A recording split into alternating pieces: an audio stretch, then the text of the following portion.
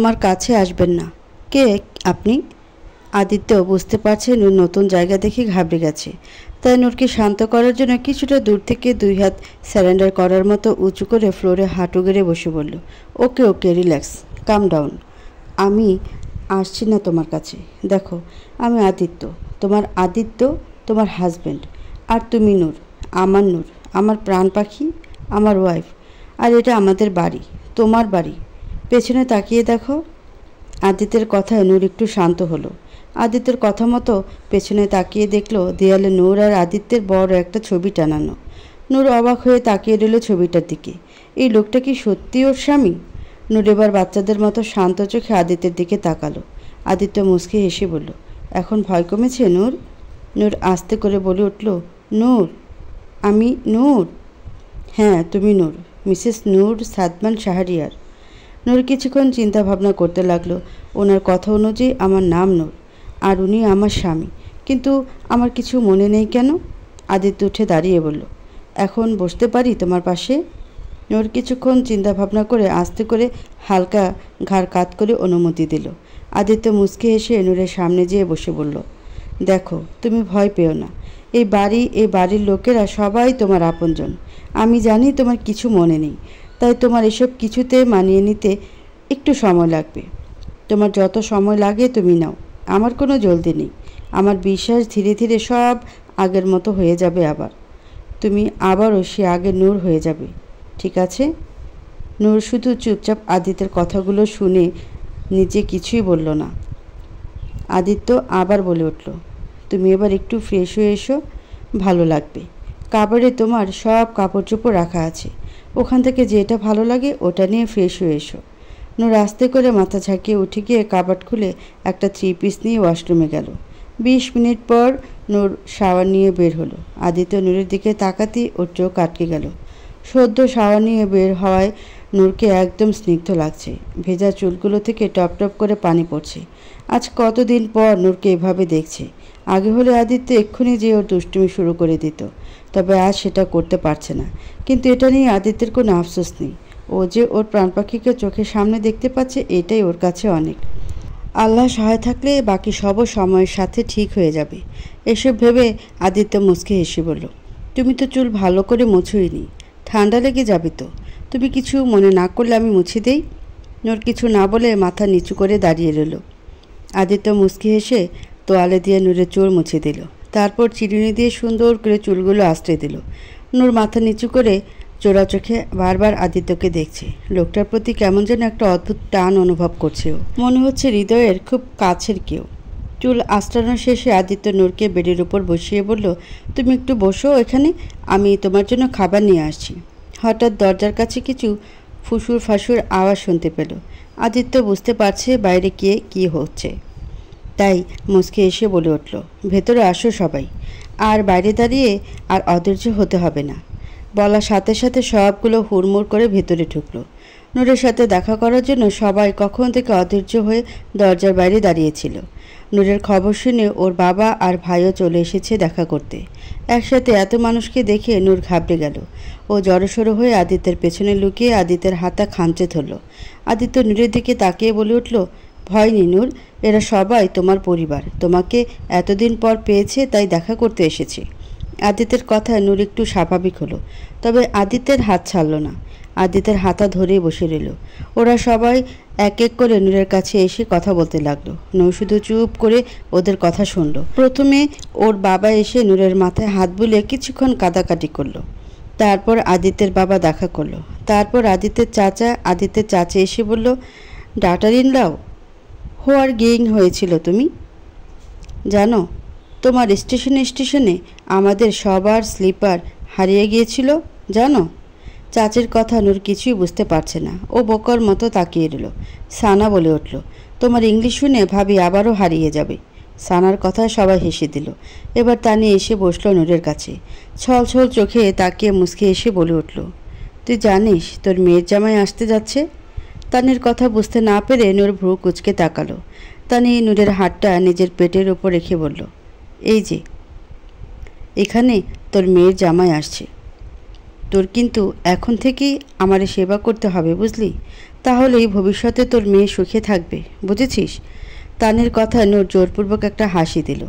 সবার দেখা করা শেষে আদিত্যের বাবা বলে উঠল, আচ্ছা আচ্ছা, এখন সবাই চলো, রাত অনেক হয়েছে, ওদের আরাম করতে দাও, বাকি কথা কাল বলো। সবাই মাথা ঝাঁকিয়ে রুম থেকে বেরিয়ে গেল। আদিত্য সানার দিকে তাকিয়ে বলল, আচ্ছা শোন, আমাদের জন্য খাবার উপরে পাঠিয়ে দিস। ঠিক আছে ভাইয়া। একটু পরে কাজের লোক এসে আদিত্যদের রুমে খাবার দিয়ে গেল। আদিত্য প্লেটে খাবার বেড়ে নূরের সামনে বসে বলল, তুমি কিছু মনে না করলে আমি খাইয়ে দেই তোমাকে। নূর কিছুক্ষণ কাচুমাচু করে এদিক ওদিক তাকালো, তারপর আস্তে করে ঘাড় কিঞ্চিত কাত করে হ্যাঁ বোঝালো। এইটুকুতেই আদিত্য অনেক খুশি হয়ে গেল। এতদিন পর ওর প্রাণ পাখিকে নিজের হাতে খাওয়াতে পারবে। আদিত্য হাসি মুখে নূরকে খাইয়ে দিতে লাগলো। নূর খাচ্ছে আর আরও চোখে আদিত্যকে দেখছে। কয়েক লোকমা খাওয়ার পর নূর আস্তে করে বলল, আপনি খাবেন না? নূরের কথায় আদিত্য মায়া ভরা চোখে নূরের দিকে তাকালো। একটা ঢোক গিলে মুচকে এসে বলল, হ্যাঁ হ্যাঁ খাবো তো। কথাটা বলে আদিত্য নিজের মুখেও এক লোকমা খাবার নিল। খাওয়া শেষে হাত দিয়ে থালা বাসন গুছিয়ে নিচে রেখে আসলো। আদিত্য রুমে এসে দেখলো নূর বেডের বসে কেমন যেন কাচুমাচু করছে। আদিত্য ব্যাপারটা বুঝতে পেরে নূরের সামনে বসে মুচকে এসে বলল, দেখো, ঘাবড়ানোর দরকার নেই।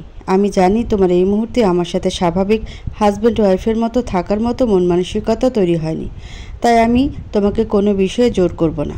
তুমি যেভাবে চাও সেভাবেই হবে। শুধু তোমার কাছে একটা অনুরোধ, প্লিজ আমাকে এই রুমেই থাকতে দাও। আমার উপর ভরসা রাখো। আমি বেডে শুব না, আমি ওখানে ডিভানে শুয়ে থাকবো। তবুও আমাকে এই রুমে একটু থাকতে দাও, যাতে রাতে অন্তত তোমার মুখটা দেখতে পারি। না হলে যে আমি শান্তি পাবো না, প্লিজ। নূর আবারও হালকা ঘাড় কাত করে বোঝালো, ঠিক আছে। আদিত্য খুশি হয়ে বলল, ঠিক আছে, তাহলে তুমি বেডে শুয়ে পড়ো। নূর মাথা ঝাঁকিয়ে কাত হয়ে বিছানায় শুয়ে পড়ল। আদিত্য নূরের ওপর চাদর টেনে দিয়ে নিজে যেয়ে ডিভানে শুয়ে পড়ল। ডিভানে শুয়ে নূরের দিকে তাকিয়ে রইল। আজ কতদিন পর ওর শান্তির ঘুম হবে, কারণ ওর প্রাণ পাখি ফিরে এসেছে ওর কাছে। আধা ঘন্টা পর নূর গভীর ঘুমে তলিয়ে গেল। আদিত্যের এখনও ঘুম নেই চোখে। ও তো ওর প্রাণ পাখিকে দেখতে ব্যস্ত। যত দেখছে মনই যেন ভরছে না। ওর খুব ইচ্ছে করছে নূরকে বুকে জড়িয়ে ঘুমাতে। কতদিন হলো ও ওর প্রাণ পাখিকে বুকে জড়িয়ে ঘুমায় না। কথাটা ভেবে আদিত্য নূর ঘুমিয়ে পড়েছে বুঝতে পেরে আস্তে করে উঠে নূরের কাছে গেল। নূরের কাছে এসে বেডের পাশে নূরের মুখোমুখি হয়ে ফ্লোরে বসলো। আলতো করে নূরের গালে হাত বুলিয়ে মায়াভরা চোখে তাকিয়ে রইল। তারপর নূরের হাত ধরে হাতের পিঠে চুমু খেয়ে নিজের গালের সাথে লাগিয়ে ধরল। চোখ দিয়ে দুফোঁটা পানি গড়িয়ে পড়ল। আদিত্য মনে মনে বলল, প্রাণ পাখি, তোমার সাথে এসব যে করেছে তাকে আমি কিছুতেই ছাড়ব না, কিছুতেই না। একবার শুধু তোমার সব মনে পড়ে যাক, তারপর ওই কালপ্রিটকে আমার হাত থেকে কেউ বাঁচাতে পারবে না। আমি তাকে এমন ভয়াবহ শাস্তি দেব যে সে নিজেই আমার পা ধরে তার মৃত্যু কামনা করবে। আই প্রমিস ইউ, প্রাণ পাখি। এসব ভাবতে ভাবতে আদিত্য নূরের হাত ধরে বেডের ওপর মাথা রেখে ঘুমিয়ে পড়ল। ঘণ্টাখানিক পর নূর হঠাৎ অন্যদিকে ঘুরতে নিলে ওর হাতে টান পড়ল। নূর চোখ খুলে দেখলেও আদিত্য ওর হাত ধরে ঘুমিয়ে আছে। নূর অবাক হয়ে কতক্ষণ তাকিয়ে রইল। কিছু বলতে যেও বলতে পারল না নূর। আদিত্যের মুখের দিকে তাকিয়ে ওর খুব মায়া হলো। লোকটা যে ওকে পাগলের মতো ভালোবাসে সেটা কিছুটা হলেও ও বুঝতে পেরেছে। নূরও তাই কিছু না বলে আদিত্যের হাত ধরে আবার ঘুমিয়ে পড়ল। এভাবে দেখতে দেখতে 2 দিন কেটে গেল। আদিত্য প্রতি রাতেই নূরের হাত ধরে ঘুমায়। এই 2 দিনে নূরের তেমন কোনো উন্নতি দেখা যায়নি, শুধু আগের থেকে একটু ভয়টা কমেছে। কিন্তু নূর এখনও তেমন কথা বলে না। সবসময় মনমরা হয়ে চুপচাপ নিজের রুমে বা বেলকনিতে বসে থাকে। সবার সাথে তেমন কোনো কথা বলে না। নূরকে এভাবে দেখে আদিত্যের খুব খারাপ লাগে। আদিত্য চায় নূর আগের মতো আবার হাসি খুশি প্রাণচঞ্চল হয়ে উঠুক। নূরকে স্বাভাবিক করার জন্য নূরের বেশি করে কথা বলাটা জরুরি। কথাটা ভেবে আদিত্য মনে মনে একটা প্ল্যান করলো। ও জানে কিভাবে নূরকে সবার সাথে ফ্রি করা যায়। বিকাল 4টা। দুপুরের খাবার খেয়ে নূর একটু ঘুমিয়েছিল। হঠাৎ নিচ থেকে মানুষের হইচইয়ের শব্দ। নূরের ঘুম হালকা হয়ে এলো। নূর আড়মোড়া ভেঙে চোখ খুলে উঠে বসল। নিচ থেকে অনেক জোরে জোরে কথা আর হাসাহাসির শব্দ আসছে। নূর মনে কৌতূহল জাগলো। বিষয়টা দেখার জন্য নূর বেড থেকে নেমে ধীরে ধীরে রুমের বাইরে বেরিয়ে এলো। করিডোরে এসে উপর থেকে নিচে উঁকি দিয়ে দেখলো নিচে আদিত্য, আবির, তাসির, সায়েম, তানি, সানা আর নিশি মিলে যে কী যেন করছে আর খুব হাসাহাসি করছে। নূরের ইচ্ছে হলো বিষয়টা দেখার। নূর ধীরে ধীরে সিঁড়ি বেয়ে নিচের দিকে আসলো। আদিত্য আড়ে চোখে তাকিয়ে নূরকে আসতে দেখে সবার দিকে তাকিয়ে আস্তে করে বলল, শোন, আমাদের প্ল্যান কাজ করছে। নূর এদিকে আসছে। সবাই ওর সামনে একদম আগের মতো স্বাভাবিক বিহেভ করবি। সবাই মাথা ঝাঁকিয়ে সায় দিল। নূর নিচে আসতেই আবির মুচকি এসে বলে উঠল, আরে আরে ভাবি, আসো আসো, এখানে বসো। তানি বলে উঠল, আরে ভাবি না বলে বলো বিবি। আবির ভ্রুকুচকে বলল, বিবি? হ্যাঁ বিবি, ভাবি প্লাস বেআইন সাপ। এখন থেকেই অভ্যাস করে নাও বলার। আবির মুচকি এসে বলল, ওকে ওকে, তো বিবি এখানে এসে আমাদের শোতে অংশগ্রহণ করুন। নূর আস্তে করে বলল, শো? হ্যাঁ শো। আজ আমরা কে হবে রোডপতি খেলছি। আসো, তুমিও বসে শো এনজয় করো। নূর মুচকি এসে আদিত্যের পাশে গিয়ে বসলো। আবির হাসি মুখে বলে উঠল, শো সাহেবান, মেহেরবান, কাদারবান, খিলিপান, মিঠাপান, পানদান, থুকদান, মরা গরু টেনে আন। আপনাদের সবাইকে আমাদের শোতে আমন্ত্রণ। আর যে আমাদের শো দেখতে চায় না সে পচা নালায় ডুবে যান। তো লেটস প্লে, কে হবে রোডপতি। একটা গোল টেবিলের দুই পাশে দুইটা চেয়ার রাখা হয়েছে। টেবিলের উপর দুই পাশে দুইটা ফেক কম্পিউটার স্ক্রিন লাগিয়ে রেখেছে। আবির এক পাশে চেয়ারে বসে বলে উঠল, তো আমাদের প্রথম প্লেয়ার হলেন দ্য ওয়ান অ্যান্ড অনলি আমাদের আদিত্য আর নূর ভাবির একমাত্র মেয়ের হবু শাশুড়ি, বর্তমানে যার পেটে আমার ছেলে এবং ভাইয়ের জামাই। তো ওয়েলকাম মিসেস শাশুড়ি, আপনাকে হট সিটে স্বাগতম। সবাই একসাথে তালি বাজিয়ে উঠল। তানি সোফা থেকে উঠে দাঁড়িয়ে সেলিব্রিটিদের মতো সবার দিকে হাত নাড়িয়ে বলল, থ্যাংক ইউ সো মাচ। বাস বাস, অনেক অনেক অনেক ধন্যবাদ। তানি যে চেয়ারে বসে বলে উঠল, অ্যাঙ্কারজি, আপনি তো বললেন এটা নাকি হট সিট, কিন্তু এটা তো একদম ঠান্ডা, মোটেও হট না।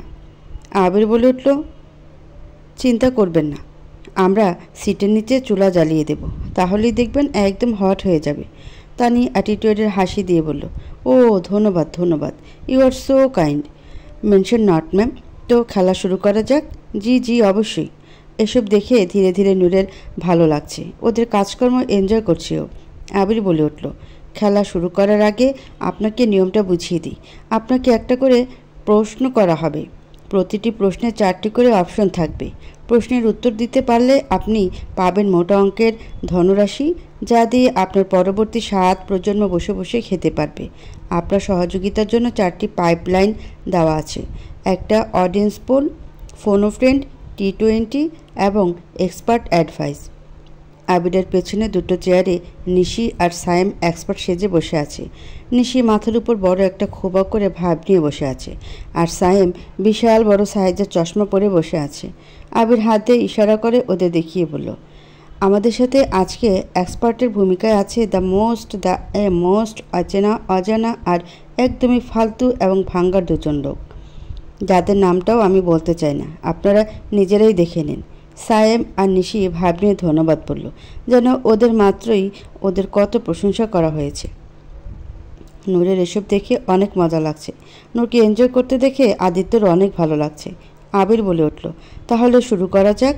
তো এই হলো আপনার প্রথম প্রশ্ন, কানা 10 পয়সার জন্য। আপনার কম্পিউটার স্ক্রিনে প্রশ্ন হলো, একটা গান আছে, ও টুনির মা, তোমার টুনি কথা শোনে না। তো প্রশ্ন হলো, টুনি কেন কথা শোনে না? অপশন 1, টুনির কানে ময়লা জমেছে তাই ও শুনতে পাচ্ছে না। অপশন 2, টুনির কানে পচন ধরেছে তাই ও শুনতে পাচ্ছে না। অপশন 3, টুনির কানে হেডফোন লাগিয়ে রেখেছে তাই ও শুনতে পাচ্ছে না। অপশন 4, টুনির কানপুরে হরতাল চলছে তাই ও শুনতে পাচ্ছে না। তানি গভীর চিন্তা ভাবনা করছে, যেন BCS পরীক্ষার প্রশ্ন জিজ্ঞেস করা হয়েছে ওকে। আবির বলে উঠল, আপনি চাইলে এক্সপার্ট অ্যাডভাইস নিতে পারেন। তো এক্সপার্টরা আপনারা কিছু বলতে চান এ ব্যাপারে? নিশি বিজ্ঞ জ্ঞানী বিদ্যের মতো বলে উঠল, হ্যাঁ অবশ্যই। আমার মনে হয় টুনি। নিশিকে মাঝখানে থামিয়ে দিয়ে সায়েম বলে উঠল, আরে আপনার মনের কথা আপনার কাছেই রাখুন, এটা অনেক ডিফিকাল্ট প্রশ্ন। আপনি এসবের কি জানেন আমাকে বলতে দিন। আর আমার হিসেবে টুনি। এবার নিশি সায়েমকে থামিয়ে দিয়ে বলে উঠল, excuse me mister, how deer you? আপনি কি বলতে চান? হ্যাঁ, are you trying to say that I M A ফুল? সায়েম তাচ্ছিল্যের সুরে বলে উঠল, এতে বলার কি আছে? আপনাকে দেখেই বোঝা যাচ্ছে আপনি আপনার মাথার ওপর যে মাটির পাতিল বানিয়ে রেখেছেন সেটা আগে সামলান, না হলে আপনি এটার নিচে চাপা পড়ে মরে যাবেন। আপনি এক কাজ করুন, আপনার এই খোপায় প্রতিদিন পানি ঢালুন, দেখবেন একদিন আপনার খোপা বাচ্চা দিয়ে দিবে। হাঁ হাঁ করে হেসে উঠল সাইম। নিশি দাঁত কিরমিট করে সাইমের দিকে আঙুল তুলে বলে উঠল, দেখুন মিস্টার, আপনি কিন্তু মানবাধিকার লঙ্ঘন করছেন। আপনি নিজের চেহারা দেখেছেন? মুখের ওপর চশমা পরেছেন নাকি চশমার উপর মুখ লাগিয়েছেন তাই বোঝা যাচ্ছে না। আইসে আমার উপর কমেন্ট করতে। আরে আপনাকে দেখি তো উগান্ডার গরিলাও নিজেকে হ্যান্ডসাম ভাববে, আর আপনার চেহারা দেখে বান্দরনীরাও নিজেদের বিশ্ব সুন্দরী ভাববে। দেখুন আপনি কিন্তু লিমিট ছাড়িয়ে যাচ্ছেন। আয়নায় নিজের চেহারা দেখেছেন? পোকা ধরা পচা বেগুনের মতো মুখ আপনার। আমার চেহারা তাও দেখা যায়, আপনার মুখ দেখে তো আমার বমি এসে যাচ্ছে। আপনার মুখ তো ব্যান্ড হওয়া উচিত। এই মুখ নিয়ে কখনো বাইরে বের হবেন না, বাচ্চারা ভয় পেয়ে যাবে। আরে আপনার মুখ দেখে তো থু দিতে ইচ্ছে করছে। আর থু, আপনি থু তো আমি ডাবল থু থু। আপনি থু, আপনি থু। নিশি আঙ্গুল তুলে রেগে আবারও কিছু বলতে যাবে, তখনই হঠাৎ নূর খিলখিল করে হেসে উঠল। দুই হাতে তালি বাজিয়ে বাজিয়ে হাসতে লাগলো। নূরকে হাসতে দেখে সবাই ওর দিকে তাকালো। সবাই মনে মনে অনেক খুশি, শেষমেশ ওদের প্ল্যান কাজ করেছে। নূরকে এভাবে মন খুলে হাসতে দেখে আদিত্যের মন প্রাণ জুড়িয়ে যাচ্ছে। এই হাসির জন্যই তো এত কিছু করেছি। আদিত্য মুচকে এসে মুগ্ধ নয়নে তাকিয়ে আছে নূরের দিকে। এই হাসির জন্য ও সব কিছু করতে পারে। একটু পরে আবির তানির দিকে তাকিয়ে বলল, তাহলে বলুন আপনার সঠিক উত্তর কোনটি? তানি একটু চিন্তা করে বলল, আমার মনে হয় অপশন 4। টুনির কান পরে হরতাল চলছে, তাই ও শুনতে পাচ্ছে না। Are you sure? লক করে দেই? জি, লক করে দিন। তো অপশন 4 লক করা হোক। আবির সিরিয়াস মুড নিয়ে বলল, আপনার উত্তর? তানি টেনশনে নখ কামড়িয়ে বলল, আরে ভাই তাড়াতাড়ি বলুন না, টেনশনে আমার বাচ্চা বাইরে না চলে আসে। আবির হঠাৎ হাসি মুখ করে বলল, আপনার উত্তর সঠিক হয়েছে। আপনি জিতে গেছেন 10 পয়সার কানা কয়েন। তালিয়া। সবাই তালি বাজালো। তানি খুশিতে চিল্লিয়ে বলে উঠল, ইয়ে, আমি জিতে গেছি আমি। আবির একটা 10 পয়সার কানা কয়েন তানির হাতে দিয়ে বলল, এই নিন আপনার জিতে যাওয়া অ্যামাউন্ট। এই খুশির মুহূর্তে আপনার অনুভূতিটা জানান আমাদের। তানি খুশিতে গদগদ হয়ে বলল, জি জি অবশ্যই, আসলে কি বলবো ভেবে পাচ্ছি না। খুশিতে চোখে পানি চলে এসেছে আমার। ইতনি খুশি ইতনি খুশি ইতনি খুশি মুঝে আজ তক নেহি মিলি। আমি আমার এই প্রাপ্তির জন্য ধন্যবাদ জানাতে চাই আমার মা বাবা, দাদা দাদি, পরদাদা দাদি, চাচা চাচি, ফুফু ফুপা, খালা খালু, নানা নানি, আমার প্রতিবেশী, আমার বাসার কাজের লোক মিনু, আরও। আবির তানির রেলগাড়ি থামিয়ে দিয়ে বলে উঠল, ব্যাস ব্যাস ম্যাম, আমরা আপনার মনোভাব বুঝতে পেরেছি। আপনি এখন আপনার সিটে যেয়ে বসুন। জি জি ধন্যবাদ। কথাটা বলে তানি যেয়ে সোফায় বসল। আবির বলে উঠল, তো মিস সানা, আপনার প্রথম প্রশ্ন হলো 25 পয়সার জন্য। আপনার প্রশ্ন হলো বিয়ের পরে আপনি আপনার স্বামীকে কোন কাজটা প্রথমে করাতে চাইবেন? অপশন 1, তাকে দিয়ে ঘর মোছাবেন। অপশন 2, তাকে দিয়ে কাপড় কাচাবেন। অপশন 3, তাকে দিয়ে থালা বাসন মাজাবেন। অপশন 4, তাকে দিয়ে আপনার পা টিপাবেন। আবিরের অপশনগুলো শুনে বেচারা তাসিরের গলা শুকিয়ে আসছে। কি বলছে এসব আবিরের বাচ্চা? সানা গালে হাত দিয়ে গভীর চিন্তা করে বলল, এটা তো অনেক কঠিন প্রশ্ন। আমার তো সবগুলো অপশনই পছন্দ। আমি তো এই সবগুলোই করাতে চাই। সানার কথা শুনে তাসির বেচারার এবার অজ্ঞান হওয়ার উপক্রম। ওর চোখের সামনে ওর ভবিষ্যৎ ভেসে উঠল, যেখানে ও এসব কাজ করছে, আর সানা বসে বসে ওর উপর হুকুম চালাচ্ছে। তাসিরের এমন করুণ অবস্থা দেখে সবাই মুখ টিপে হাসছে। আবির বলে উঠল, যাই হোক, আপনাকে একটা অপশন তো বলতেই হবে। সানা কিছুক্ষণ ভেবে বলে উঠল, ঠিক আছে, অপশন 4 লক করে দেন। ওকে, আর আপনার উত্তর সঠিক হয়েছে, আর আপনি পাচ্ছেন এই 25 পয়সার কানা কয়েন। সানা খুশিতে গদগদ হয়ে বলল, ধন্যবাদ ধন্যবাদ। এত টাকা আমি কোথায় রাখবো? ইনকাম ট্যাক্সওয়ালারা আবার ব্ল্যাক মানি রাখার অভিযোগে আমার বাসায় রেড না দিয়ে দেয়। আবির বলে উঠল, ঠিক আছে, এখন আপনার দ্বিতীয় প্রশ্ন আসছে কানা 50 পয়সার জন্য। একটা গান আছে, চুমকি চলেছে একা পথে। তো প্রশ্ন হলো, চুমকি একা কোথায় যাচ্ছে? অপশন 1, চুমকির অনেক জোরে বাথরুমে এসেছে, তাই ও তাড়াতাড়ি বাথরুমে যাচ্ছে। অপশন 2, চুমকি রিলিফের চাল নেওয়ার লাইনে দাঁড়ানোর জন্য তাড়াতাড়ি যাচ্ছে। অপশন 3, চুমকির জুতা ছিঁড়ে গেছে, তাই ও তাড়াতাড়ি সবার আড়ালে যেতে যাচ্ছে। অপশন 4, চুমকি করোনার টিকা দিতে যাচ্ছে। সানা গভীর চিন্তা করে বলল, এটা তো আরও কঠিন মনে হচ্ছে, বুঝতে পারছি না কিছু। আপনার কাছে পাইপলাইন আছে? আপনি চাইলে সেখান থেকে সাহায্য নিতে পারেন। আপনি অডিয়েন্স পোল ব্যবহার করতে পারেন। ঠিক আছে, আমি অডিয়েন্স পোল ব্যবহার করতে চাই। ঠিক আছে, অডিয়েন্স পোল আনা হোক। একটু পরে সায়েম আর তাসির মিলে একটা পোল ডান্সের পোল এনে মাঝখানে রাখলো। আবির সেটা দেখিয়ে সানাকে বলল, আপনাকে পোলের সাথে পোল ডান্স করতে হবে। আপনার ডান্স দেখে অডিয়েন্স ইমপ্রেস হলে তারা আপনাকে হেল্প করবে। সানা মাথা ঝাঁকিয়ে উঠে গিয়ে পোল ধরে ঘুরে ঘুরে পোল ডান্স করতে লাগলো। मैं लाभली हो गया यार, नाम तेरा पढ़ के नाम तेरा पढ़ के, मैं लाभली हो गया यार, नाम तेरा पढ़ के नाम तेरा पढ़ के। সানা ডান্স দেখে সবাই তালি বাজালো। তারপর সবাই মিলে অপশন 1 বলতে সানা সবার কথা মতো অপশন 1ই সিলেক্ট করলো এবং উত্তর ঠিক হলো।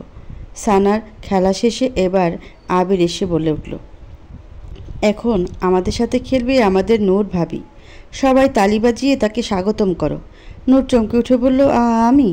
আদিত্য নূরের দিকে তাকিয়ে মুচকে এসে বলল, হ্যাঁ তুমি। যাবে ওখানে, দেখবে অনেক মজা লাগবে। নূর কিছুক্ষণ ভেবে মুচকি হেসে মাথা ঝাঁকিয়ে সায় জানালো।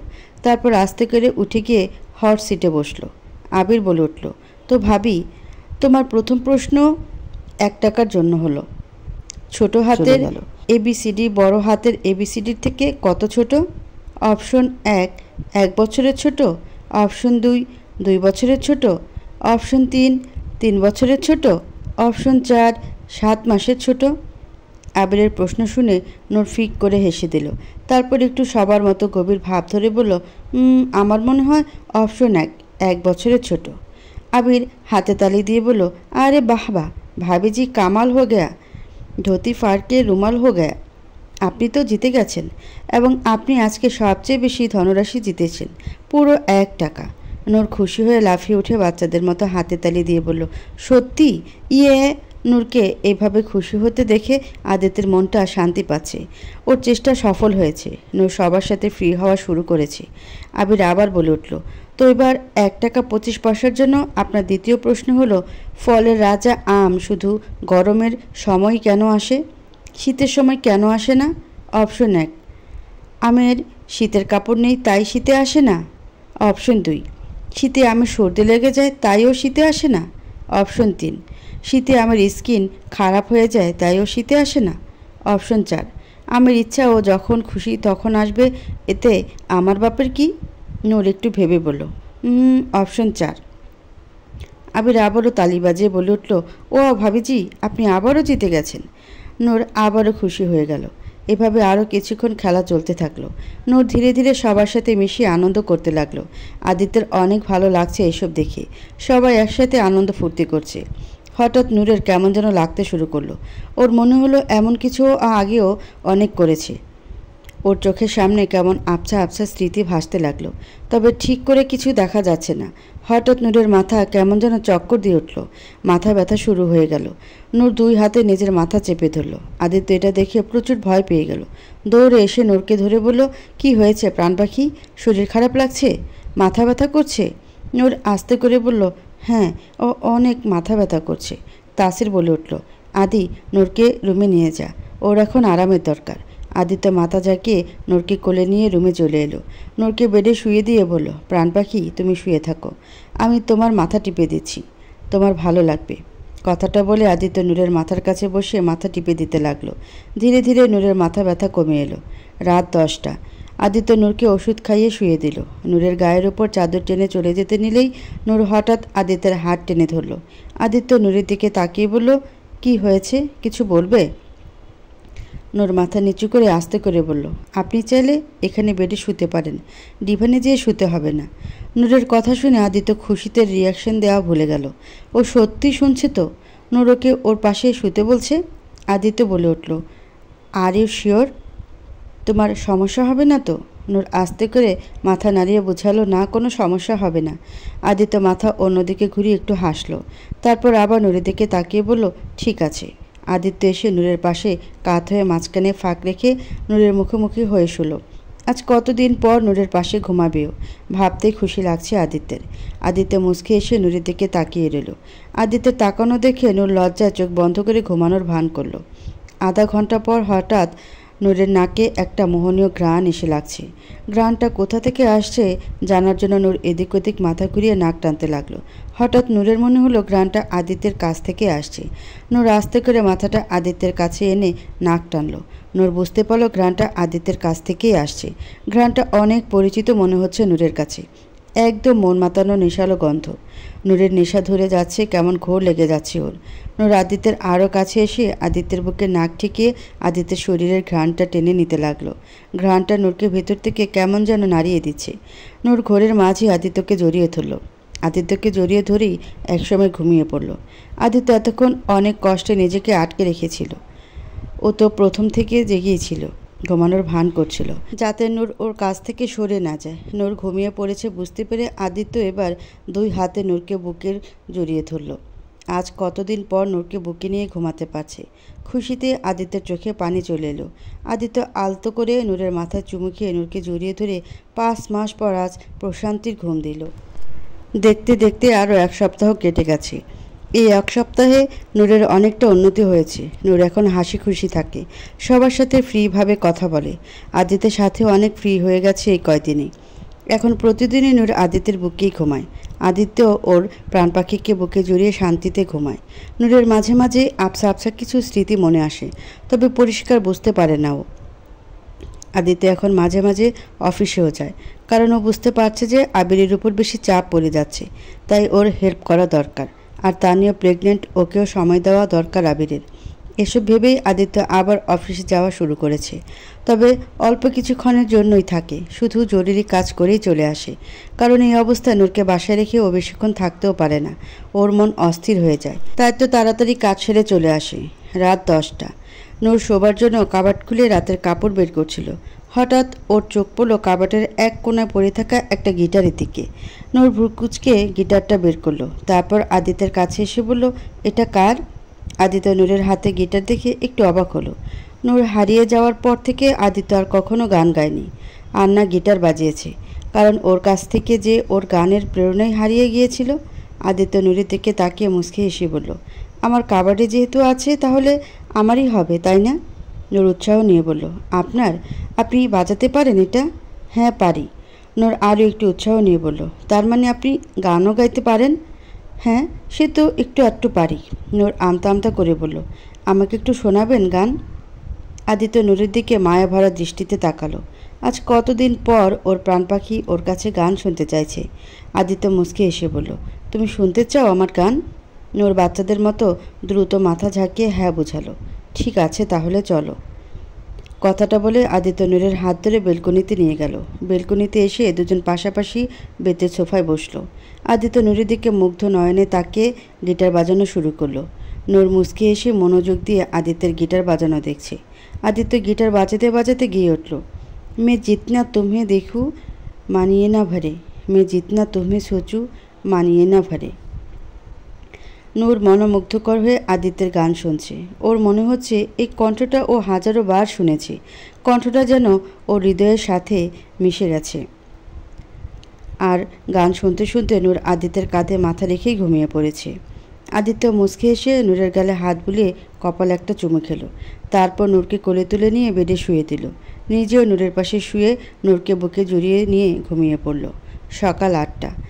সকালের মিষ্টি রোদ চোখে পড়তেই নূরের ঘুমটা হালকা হয়ে এলো।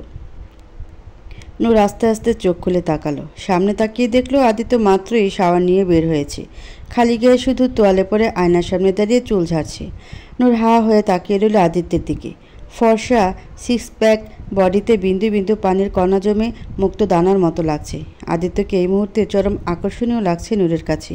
নূর একবার চোখ বন্ধ করছে, আবার এক চোখ খুলে আদিত্যকে দেখছে। আদিত্য আয়নায় নূরের সব কাজই দেখছে। আদিত্য ঠোঁট কামড়ে দুষ্টু হেসে আয়নার দিকে তাকিয়ে থেকেই বলে উঠল, দেখতে চাইলে ভালো করে দেখো, এভাবে চুরি করে দেখার কি আছে? তোমারই তো হাজব্যান্ড, যত খুশি দেখো। আদিত্যের কথা শুনে নূর চোখ বন্ধ করে ফেলল। ইসরে, দেখে ফেলেছি। আদিত্য মুচকে এসে বলল, হয়েছে, আর লজ্জা পেতে হবে না, এখন ফটাফট উঠে পড়ো। আজকে তোমাকে নিয়ে ডক্টরের কাছে যেতে হবে, তাই তাড়াতাড়ি উঠে ফ্রেশ হয়ে নাস্তা খেয়ে রেডি হয়ে নাও। নূর মাথা নিচু করে উঠে দাঁড়িয়ে একদরে ওয়াশরুমে ঢুকে গেল। নূরের কাণ্ড দেখে আদিত্য হাসতে লাগলো। একটু পরে ওরা নাস্তা করে রেডি হয়ে হসপিটালের উদ্দেশ্যে বেরিয়ে গেল। হসপিটালে ডক্টরের সামনে বসে আছে আদিত্য আর নূর। ডক্টর নূরকে চেক আপ করে বলল, ইটস গুড সাইন। ওনার আগে থেকে অনেক উন্নতি হয়েছে। আশা করা যাচ্ছে জলদি উনি পুরোপুরি ঠিক হয়ে যাবেন। আদিত্য খুশি হয়ে বলল, thank you doctor, thank you so much. আরও কিছুক্ষণ কথা বলার পর ওরা ডক্টরের চেম্বার থেকে বেরিয়ে এলো। চেম্বার থেকে বেরিয়ে কিছু দূর এগোতেই হঠাৎ পেছন থেকে মেয়েলি কণ্ঠে কেউ আদিত্যের নাম ধরে ডাক দিল। আদিত্য থেমে গিয়ে পিছনে ফিরে তাকালো। আদিত্যের দেখা দেখি নূরও পেছন ফিরে দেখল। একটি মেয়ে হাসি মুখে ওদের দিকে এগিয়ে আসছে। গায়ে ডাক্তারের সাদা অ্যাপ্রন পরা, মনে হয় এখানকার ডাক্তার হবে। নূরের ভাবনার মাঝেই মেয়েটা ওদের সামনে এসে হাসি মুখে আদিত্যের দিকে তাকিয়ে বলল, আরে আদিত্য, তুমি এখানে? কতদিন পরে তোমাকে দেখলাম। কেমন আছো তুমি? আদিত্য মেয়েটির দিকে ভ্রুকুচকে তাকিয়ে রইল। আসলে ও মেয়েটিকে চিনতে পারছে না। মেয়েটি বুঝতে পেরে বলে উঠল, কি ব্যাপার, চিনতে পারছো না আমাকে? আরে আমি জেরিন খান। তোমার সাথে লন্ডনে একই ভার্সিটিতে ছিলাম। আমি মেডিকেল ডিপার্টমেন্টে ছিলাম। আদিত্য মুচকি হেসে বলল, ও জেরিন, সরি, চিনতে পারিনি তোমাকে। তা কেমন আছো? হ্যাঁ, চিনবে কেমন করে? কখনো কি কোনো মেয়ের দিকে ভালো করে তাকিয়েছো? যাই হোক, আমি ভালো আছি। তুমি কেমন আছো? এখানে কি মনে করে? ভালো আছি। আসলে আমার ওয়াইফ একটু অসুস্থ, ওকে দেখাতে এসেছিলাম। ও, তোমাকে তো পরিচয় করিয়ে দেনি। মিট মাই ওয়াইফ নূর। আর নূর, ও হচ্ছে জেরিন। আমরা লন্ডনে একসাথে পড়াশোনা করেছি। নূর মেয়েটির দিকে তাকিয়ে সৌজন্যমূলক হাসি দিল। জেরিন বলে উঠল, ওয়াও, দেশের মোস্ট হ্যান্ডসাম ব্যাচেলর কিনা শেষমেশ বিয়ে করে এতগুলো মেয়ের মন ভেঙে দিল। জেরিনের কথায় আদিত্য হেসে দিল। নূরের কেন যেন জেরিনকে একদমই ভালো লাগছে না।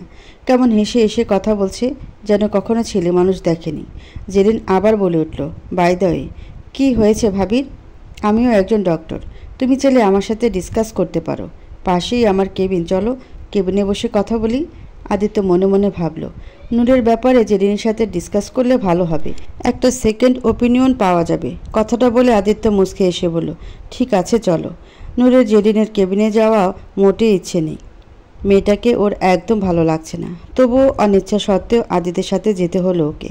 কেবিনে বসে জেরিন বলে উঠল, কি খাবে বলো, চা না কফি? না না, কিছুই খাবো না এখন। আরে, আমার এখানে প্রথম আসলে কিছু একটা নিতেই হবে। আমি জানি তোমার কফি পছন্দ, তাই কফি অর্ডার করছি। আদিত্য আর কিছু বলল না। জেরিন আবার বলে উঠল, বাই দ্য ওয়ে, তুমি কিন্তু আগের থেকে আরও হ্যান্ডসাম হয়ে গেছো। আই ওয়ান্ডার তুমি সবসময় এত হ্যান্ডসাম কিভাবে থাকো? জেরিনের কথায় আদিত্য মৃদু হাসল। এসব দেখে নূরের রাগ আরও বেড়ে যেতে লাগলো। কেন এমন হচ্ছে ও নিজেও জানে না। তবে আদিত্যকে এই মেয়েটার সাথে হেসে হেসে কথা বলতে দেখে আদিত্যের ওপরও খুব রাগ হচ্ছে ওর। এখানে আর মোটেও থাকতে ইচ্ছে করছে না ওর। তাই নূর আদিত্যের হাতা ধরে আস্তে করে টান দিল। আদিত্য নূরের দিকে তাকিয়ে বলল, কি হয়েছে? নূর মিনমিন করে বলল, বাসায় চলুন না, আমার এখানে ভালো লাগছে না। কেন, কি হয়েছে? শরীর খারাপ লাগছে? না তেমন না, এমনি, চলুন না। আচ্ছা, একটু বসো, আমি একটু জেরিনের সাথে কথা বলে নিই, তারপর যাব। কথাটা বলে আদিত্য আবার জেরিনের সাথে কথা বলতে লাগলো। আদিত্যের এমন কাজে নূরের মনে মনে অনেক অভিমান হলো। এখন তো আর এক মুহূর্ত থাকবে না এখানে। তাই নূর বলে উঠল, ঠিক আছে, আমি বাইরে গেলাম, আপনারা কথা বলুন। আদিত্য ভাবল, নূর থাকলে ওর সামনে ভালো করে সব কিছু ডিসকাস করা যাবে না। কথাটা ভেবে আদিত্য বলে উঠল, ঠিক আছে, তুমি একটু বাইরে যেয়ে বসো, আমি জেরিনের সাথে কথা বলে আসছি। আদিত্যের কথায় নূরের অভিমান আরও বেড়ে গেল। ও তো ভেবেছিল বাইরে যাওয়ার কথা বলে আদিত্য ওর সাথে যেতে চাইবে, কিন্তু এখন তো আমার থেকে এই মেয়েটাই ওর কাছে বেশি জরুরি হয়ে গেছে। এখন আর আমার কি দরকার? এসব ভেবে নূরের ভীষণ কান্না পাচ্ছে। নূর আর এক মুহূর্ত ওখানে না দাঁড়িয়ে বাইরে চলে এলো। বাইরে এসে অভিমান করে চেয়ারে বসে রইল। চোখ দিয়ে পানি আসতে লাগলো। বারবার হাত দিয়ে মুছছে, আবার চলে আসছে। এভাবে 5 মিনিট পার হয়ে গেল, তবুও আদিত্য বাইরে আসছে না। নূর আর বসে থাকতে পারল না।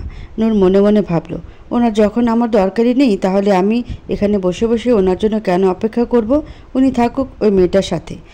এসব ভেবে নূর রাগ করে হাঁটতে হাঁটতে একে একে হসপিটালের বাইরে বেরিয়ে এলো। রাস্তায় এসে হাঁটতে হাঁটতে একদিকে চলে গেল। 10 মিনিট পর আদিত্য কেবিনের বাইরে আসলো। বাইরে এসে এদিক ওদিক তাকিয়ে দেখলো নূর কোথাও নেই। আদিত্য ভ্রুকুচকে ভাবলো, নূর আবার কোথায় গেল? আদিত্য এদিক ওদিক ভালো করে দেখতে লাগলো, কোথাও নেই নূর। আদিত্য এবার চিন্তা হতে লাগলো, কোথায় গেল মেয়েটা? আদিত্য পুরো হসপিটালে সব জায়গায় পাগলের মতো নূরকে খুঁজতে লাগলো। সবাইকে মোবাইলে নূরের ছবি দেখিয়ে নূরের কথা জিজ্ঞেস করতে লাগলো, তবুও কোথাও পেল না। ভয়ে এবার আদিত্যের গলা শুকিয়ে আসছে। নূরের কাছে তো ফোনও নেই যে ওকে ফোন করবে। আমি কেন ওকে একা ছাড়তে গেলাম? এখন কি করব আমি? কোথায় খুঁজবো ওকে? আদিত্য গেটের কাছে এসে দারোয়ানকে নূরের ছবি দেখিয়ে ওর কথা জিজ্ঞেস করলো। দারোয়ান বলে উঠল, এই ম্যাডাম তো 10 মিনিট আগে গেট দিয়ে বেরিয়ে রাস্তার দিকে গেছে। আদিত্যের মাথায় যেন আকাশ ভেঙে পড়ল। বেরিয়ে গেছে মানে? কোথায় বেরিয়ে গেছে? ও তো এখন রাস্তাঘাট কিছুই চেনে না, তাহলে কোথায় যাবে ও? আদিত্য মাথার চুল টেনে ধরে 2 কদম পিছিয়ে গেল। ওর প্রাণ পাখি কি আবার হারিয়ে গেল ওর কাছ থেকে? না না, এবার নূরের কিছু হয়ে গেলে ও সত্যিই মরে যাবে। আদিত্য পাগলের মতো রাস্তার পাশ দিয়ে দৌড়াতে লাগলো নূরকে খোঁজার জন্য। 20 মিনিট ধরে হাঁটার পর নূর অনেক দূর চলে এলো। তখন রাগে রাগে চলে এলো। এখন খুব ভয় লাগছে নূরের।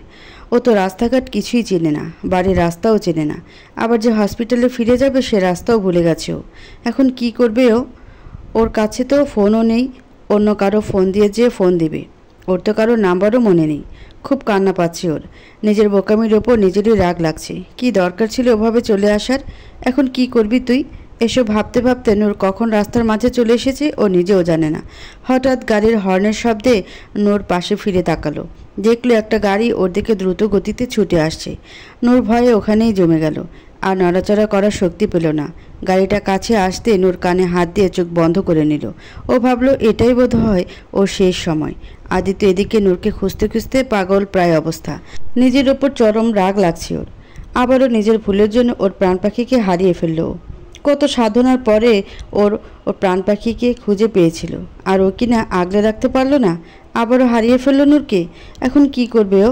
আদিত্য মাথার চুল টেনে ধরে কাঁদতে কাঁদতে ধপ করে মাটিতে হাঁটু গেড়ে বসে পড়ল। নিজেকে মেরে ফেলতে ইচ্ছে করছে ওর। হঠাৎ ওর ফোনটা বেজে উঠল। আদিত্য ফোনটা রিসিভ করে কানে ধরল। কিছু একটা শুনে আদিত্য এক মুহূর্ত দেরি না করে এক ছুটে ওখানে থেকে চলে গেল। বাসায় এসে দেখলো সবাই ড্রয়িং রুমে বসে আছে। আদিত্য ওদের সামনে যেয়ে চোয়াল শক্ত করে বলল, কোথায় ও? আদিত্যকে দেখে সবাই ভয় পেয়ে গেল। আদিত্যের চোখ প্রচুর পরিমাণ লাল হয়ে আছে। দেখে বোঝা যাচ্ছে আদিত্য চরম পরিমাণে রেগে আছে। তাসির আদিত্যের কাঁধে হাত রেখে বলে উঠল, আদি কাম ডাউন। নূর এমনিতেই অনেক ভয় পেয়ে গেছে। জানি না কিভাবে আমার গাড়ির সামনে চলে এসেছিল। আল্লাহর অশেষ মেহেরবানি যে ঠিক সময়ে আমি ওকে দেখতে পেয়ে গাড়ি ব্রেক করে ফেলেছি। না হলে কি হয়ে যেত সেটা ভাবাও কষ্টকর। আদিত্য দাঁতের দাঁত চেপে বলল, ও কোথায় আগে সেটা বল। রুমে আছে। আদিত্য আর 1 সেকেন্ডও দেরি না করে দ্রুত গতিতে সিঁড়ি বেয়ে উপরে উঠে গেল। সবাই টেনশনে আছে। আদিত্য যে রেগে আছে না জানি কি করে বসে। আদিত্য রুমে এসে দেখলো নূর বেডের উপর মাথা নিচু করে বসে আছে। আদিত্য ঝড়ের গতিতে যেয়ে নূরের হাত ধরে টেনে তুলে দাঁড় করে ঠাস করে গালে একটা চড় মেরে দিল। রাগে ওর মাথা নষ্ট হয়ে গেছে। আজকে ও নিজের রাগকে কিছুতেই কন্ট্রোল করতে পারছে না। চড় খেয়ে নূরের মাথাটা একদিকে কাত হয়ে গেল। আদিত্য নূরের 2 কাঁধ ধরে ঝাঁকিয়ে রাগী কণ্ঠে চিল্লিয়ে বলে উঠল, কোথায় গিয়েছিলে তুমি? বলো কোথায় গিয়েছিলে? জানো আমার কি অবস্থা হয়েছিল? কি চাও তুমি? তুমি বলো।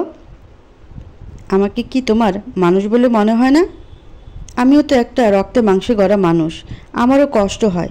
আর কত কষ্ট দিতে চাও আমাকে তুমি? আর কতবার মারতে চাও আমাকে? এভাবে বারবার মৃত্যু যন্ত্রণা দেওয়ার চেয়ে একবারই মেরে ফেলো আমাকে, তাহলে তুমিও শান্তি পাবে আর আমিও। বারবার মরার চেয়ে একবারই মরে যাওয়া ভালো।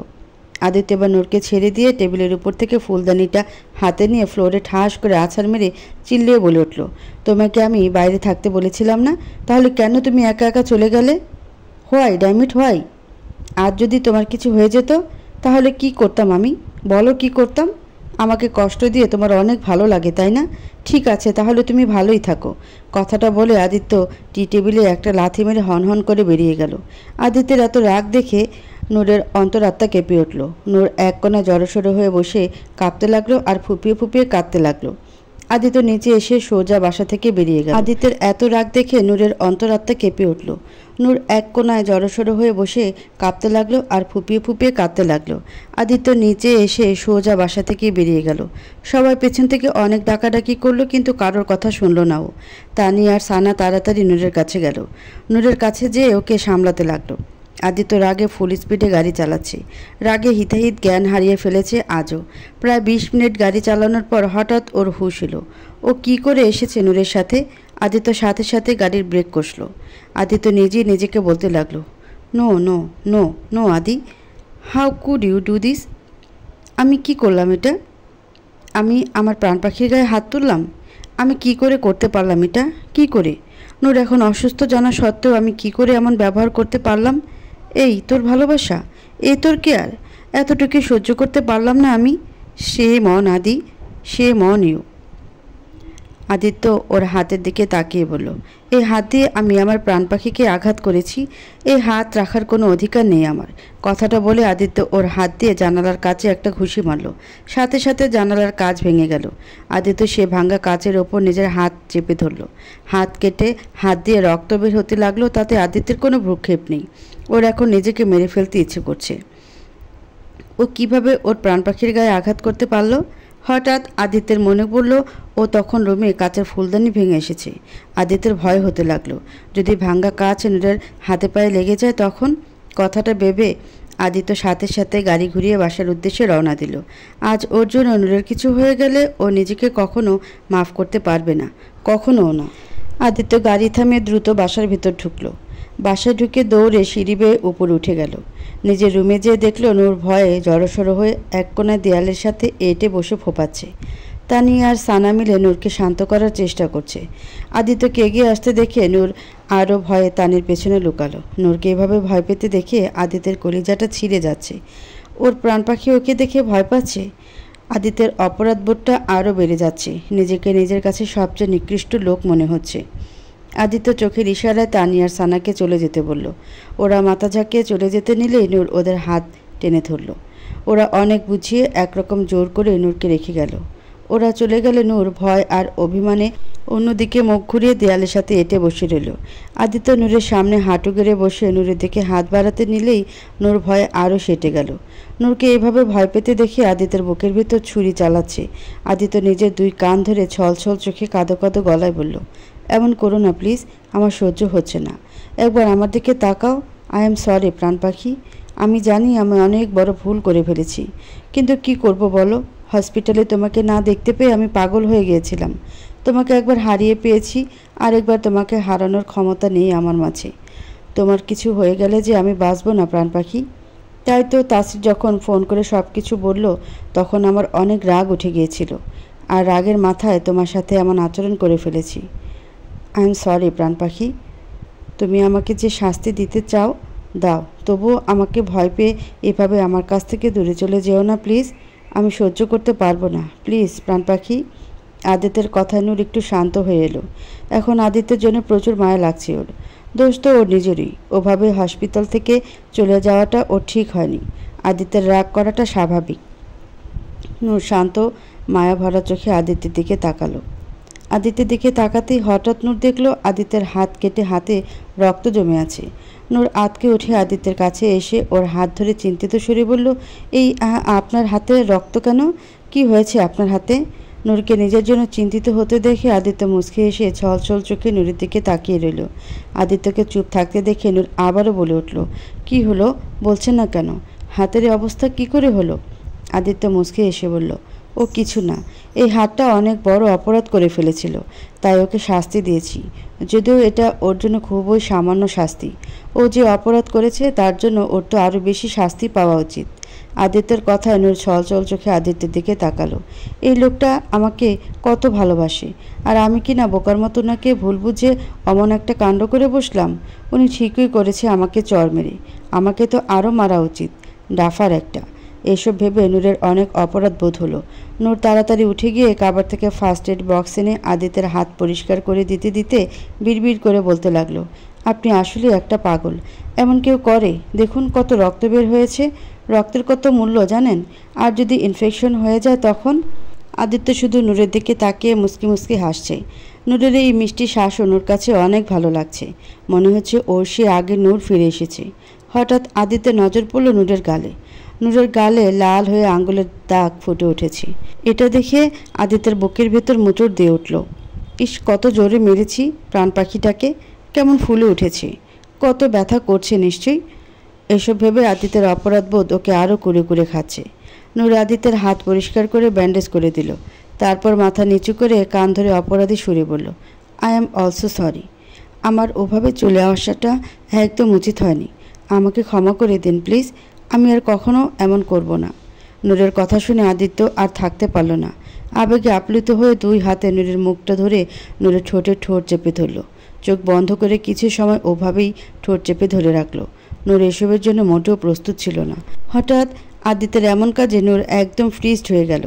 আদিত্য নূরের ঠোঁট ছেড়ে এবার সারা মুখে চুমু খেতে লাগলো। আবেগের বশে ও কী করেছে তাও নিজেও জানে না। আদিত্য নূরের গালে চড় দেওয়া জায়গায় বারবার চুমু খেয়ে আদুরি গলায় বলতে লাগলো, আমার কলিজাটাকে আমি মেরেছি। ইস, অনেক লেগেছি বুঝি। আমার সোনাটার ব্যথা করছে তাই না? আই প্রমিস প্রাণ পাখি, আর কখনো এমন হবে না, কখনো না। এবারের মতো মাফ করে দাও আমাকে প্লিজ। নূর আর কি বলবে? বেচারি তো শখ থেকেই বেরোতে পারছে না, পুরো স্ট্যাচু হয়ে গেছে। আদিত্য নূরকে কোলে নিয়ে বেডে বসিয়ে দিল। তারপর অয়েন্টমেন্ট এনে নূরের গালে লাগিয়ে দিল। নূর এখনও শুধু আদিত্যের সেই চুমুর কথাই ভাবছে। আদিত্য চুমু দিতেই আমার এমন লাগলো কেন যেন সারা শরীরে একটা বিদ্যুৎ বয়ে গেল। মনে হচ্ছে এই ছোঁয়াটা আমার অনেক চেনা, আগেও অনেকবার এই ছোঁয়া পেয়েছি। কেমন জাদু আছে ওনার ছোঁয়ায়।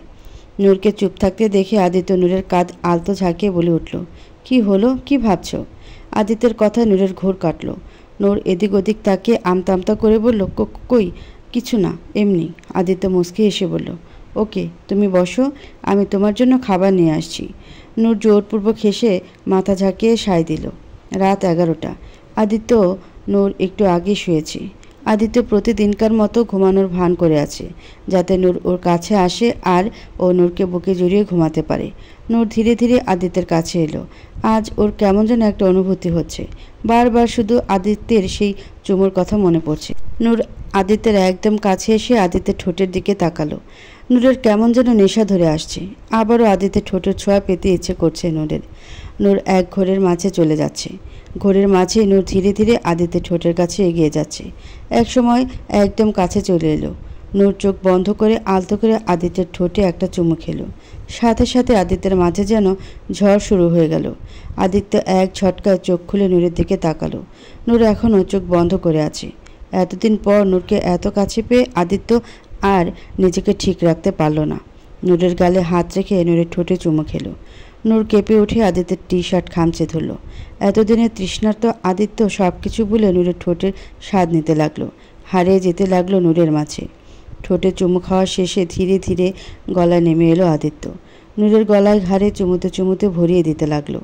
নূর আদিত্যের চুল খামচে ধরল। হঠাৎ নূরের মাথায় কেমন যন্ত্রণা শুরু হয়ে গেল।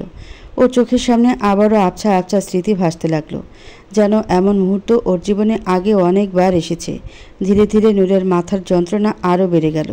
নূর সহ্য করতে না পেরে দুই হাত দিয়ে মাথা চেপে ধরে যন্ত্রণায় কোকিয়ে উঠল। আহ!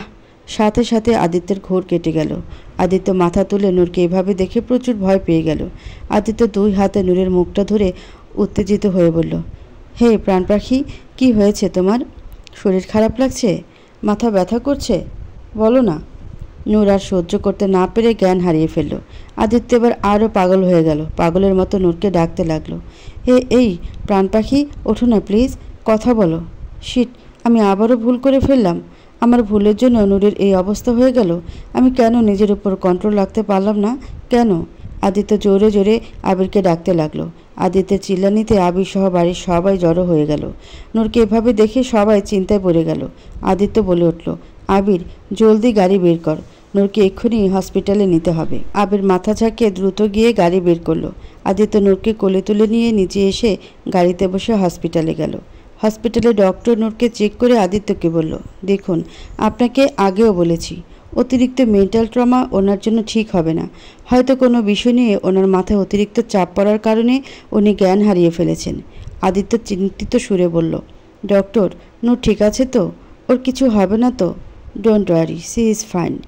একটু পরে ওনার জ্ঞান ফিরে আসবে, তখন আপনারা ওনাকে নিয়ে যেতে পারবেন। আদিত্য একটা স্বস্তির নিঃশ্বাস ফেলল। একটু পরে নূরের জ্ঞান ফিরে আসলো।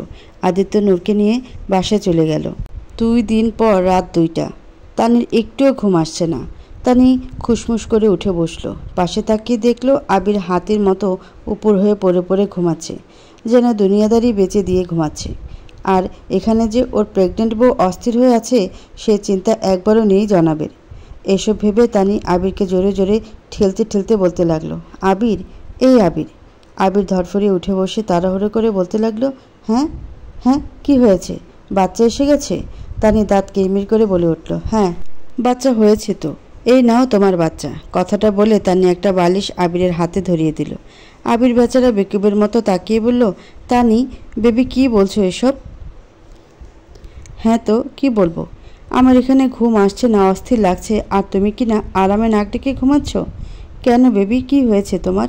শরীর খারাপ লাগছে? ডাক্তার ডাকবো? না ডাক্তার লাগবে না, আমার কিছু খেতে ইচ্ছে করছে, সেটা এনে দাও, তাহলে ঠিক হয়ে যাবে। রাত 2টায় তোমার খাবার খেতে ইচ্ছে করছে? হ্যাঁ তো, প্রেগন্যান্ট লেডিদের এমনই, যখন খুশি তখনই ওটা খাওয়ার ইচ্ছে জাগে, আর সেটা না খেতে পারা পর্যন্ত শান্তি লাগে না। আবির ফোঁত করে একটা নিঃশ্বাস ছেড়ে বলল, আচ্ছা বলো কি খাবে, আমি কিচেন থেকে নিয়ে আসছি। তানি হাসি মুখে বলল, আমি ফুচকা খাবো। আদিত্য ভ্রুকুচকে বলল, কি এত রাতে ফুচকা কই পাবো? সে আমি জানি না, তোমার ছেলের এখন ফুচকা খাওয়ার শখ জেগেছে, আমি কি করব? ফুচকা না খাওয়া পর্যন্ত ও ঘুমাতে দিবে না আমাকে। আচ্ছা ঠিক আছে, আমি মাকে বলছি তোমার জন্য ফুচকা বানিয়ে দিবে। তানি দ্রুত বলে উঠল, এই না না, আমি বাসার ফুচকা খাবো না তো। আমাদের বাসার সামনে যে মামা ফুচকা বিক্রি করে না, ওনার ফুচকা অনেক মজা, আমি ওই ফুচকা খাবো। আবিরের মনে হচ্ছে বোধ হয় ঘুমের ভিতর স্বপ্ন দেখছি, এটা বাস্তবে হতেই পারে না। আবির ঢোক গিলে বলে উঠল, তা তানি বেবি কি বলছো এসব? তোমার মাথা ঠিক আছে তো? এত রাতে আমি ওই মামার ফুচকা কোত্থেকে আনবো? সে কি এখনও রাস্তায় তোমার জন্য ফুচকা নিয়ে বসে আছে? এত কিছু আমি জানি না, তোমার ছেলের এখন ফুচকা খেতে ইচ্ছে করছে, এতে আমি কি করব? বাহ, আমার ছেলে আমাকে চেনার আগে ফুচকাওয়ালা মামাকে চিনে ফেললো। দেখো তানি বেবি, আমার কিউটি পাই, তুমি এখন আমার ছেলেকে বুঝিয়ে সুঝিয়ে ঘুম পাড়িয়ে দাও। আই প্রমিস, সকালবেলা ফুচকাওয়ালা মামা আসতেই তোমাকে যত খুশি ইচ্ছে তত ফুচকা খাওয়াবো, ঠিক আছে? না না, আমার এক্ষুনি ফুচকা চাই। তুমি তোমার ছেলের এইটুকু আবদারি পূরণ করতে পারবে না কেমন বাবা তুমি? দেখো, তুমি যদি এক্ষুনি আমাকে ফুচকা এনে না দিয়েছো, তাহলে আমি তোমার ছেলেকে বলবো যে তার এইটুকু আবদারি তুমি রাখোনি, সে যেন তোমাকে বাবা বলে না ডাকে, তোমাকে যেন আঙ্কেল বলে ডাকে। তখন দেখবে কেমন লাগে যখন নিজের ছেলে নিজেকে আঙ্কেল বলে ডাকবে। আবির করুণ সুরে বলল, দিস ইজ নট ফেয়ার তানি, তুমি এমন করতে পারো না, এটা তো রীতিমতো ইমোশনাল ব্ল্যাকমেল করছো তুমি। তুমি যা ভাবো তাই, আমার কথা না মানলে আমি এমনই করব। আবির আর উপায় না পেয়ে চাপা রাগ দেখিয়ে বলল, ওকে ফাইন, আনছি তোমার মামার ফুচকা। কথাটা বলে আবির যেতে যেতে করুণ চোখে উপরের দিকে তাকিয়ে মনে মনে বলল, শেষমেশ এই ছিল কপালে। আদিত্য নূরকে বুকে জড়িয়ে ঘুমিয়ে আছে। হঠাৎ ওর দরজায় ঠকঠকে শব্দ এলো। নক করার শব্দে আদিত্যের ঘুম ভেঙে গেল। আদিত্য চোখ মুখ কুঁচকে ভাবল, এত রাতে আবার কি এলো? আদিত্য আস্তে করে নূরকে ছেড়ে উঠে এলো। দরজা খুলে সামনে আবিরকে দেখে ভ্রু কুঁচকে বলল, কী রে, তুই এত রাতে এখানে কি করছিস? তানের কিছু হয়েছে? আরে কি হয়নি তাই বল, অনেক বড় মুসিবত হয়ে গেছে। মানে?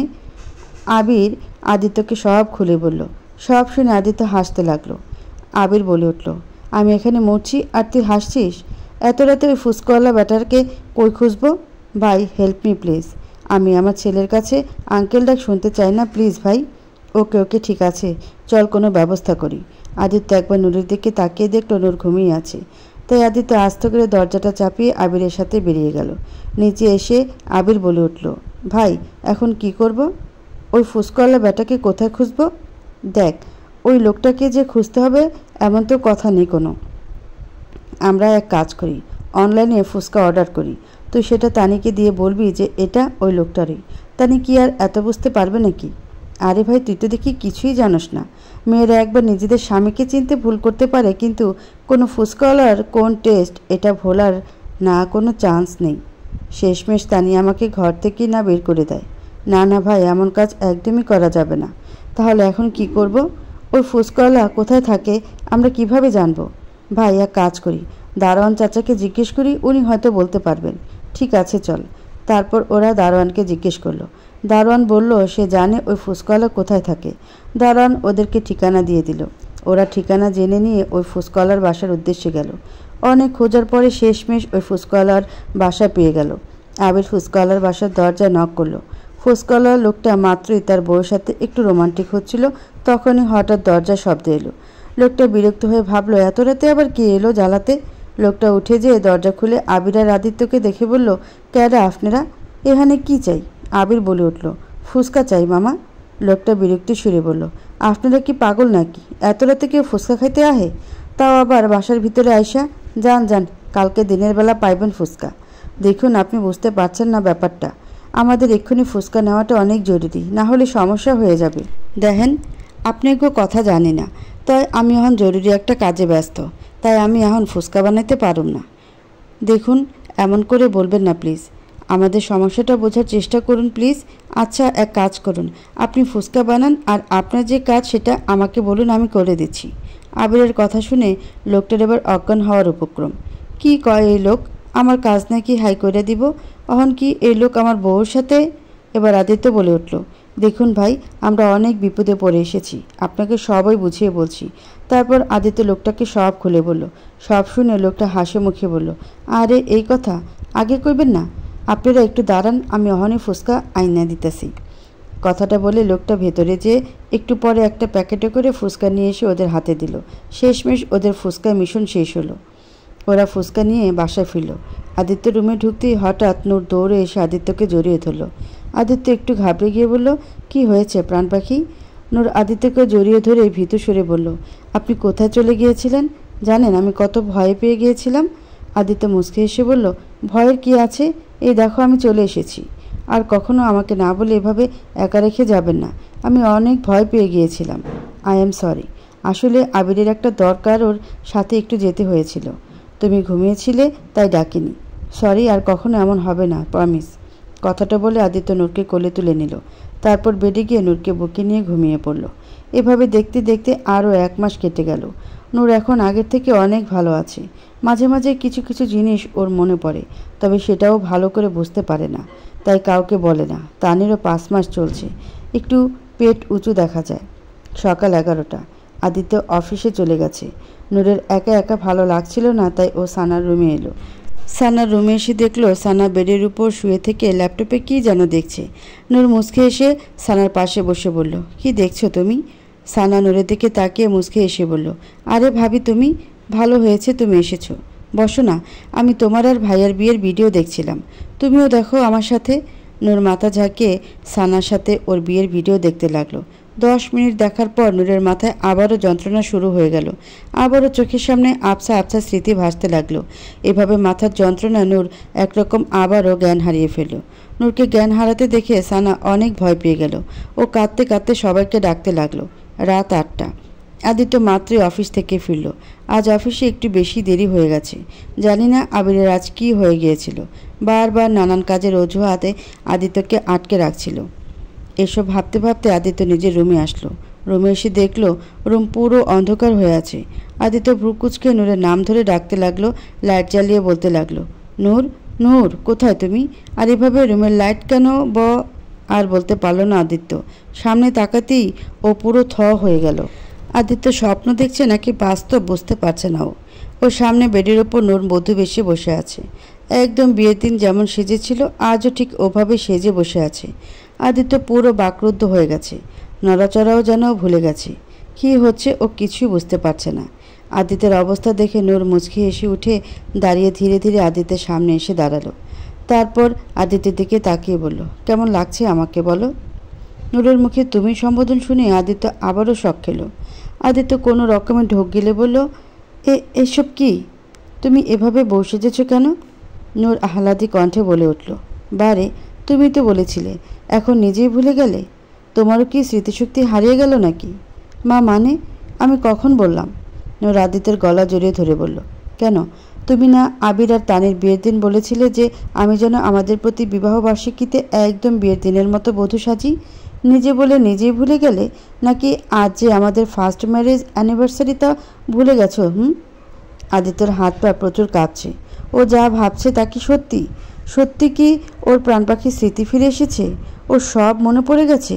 আজ যে ওদের বিবাহ বার্ষিকী সেটা তো ওর মনে আছে, কিন্তু নূরের কিছু মনে নেই দেখে ওকে কিছু বলেনি, যাতে ওর ব্রেনে কোনো চাপ না পড়ে। কিন্তু আজকের দিনে যে ওর জীবনে এত বড় খুশি আসবে সেটা ভাবতেই পারেনি ও। আদিত্য কাঁপা কাঁপা হাতে নূরের মুখটা ধরে ছলছল চোখে তাকিয়ে বলল, তার মানে তোমার সব মনে পড়ে গেছে? তো তুমি ঠিক হয়ে গেছো? নূরও ছলছল চোখে মুচকি হেসে মাথা ঝাঁকিয়ে বলল, হ্যাঁ রাজকুমার, আমার সব মনে পড়ে গেছে। আমার রাজকুমারকে আমার মনে পড়ে গেছে, সব কিছু মনে পড়ে গেছে।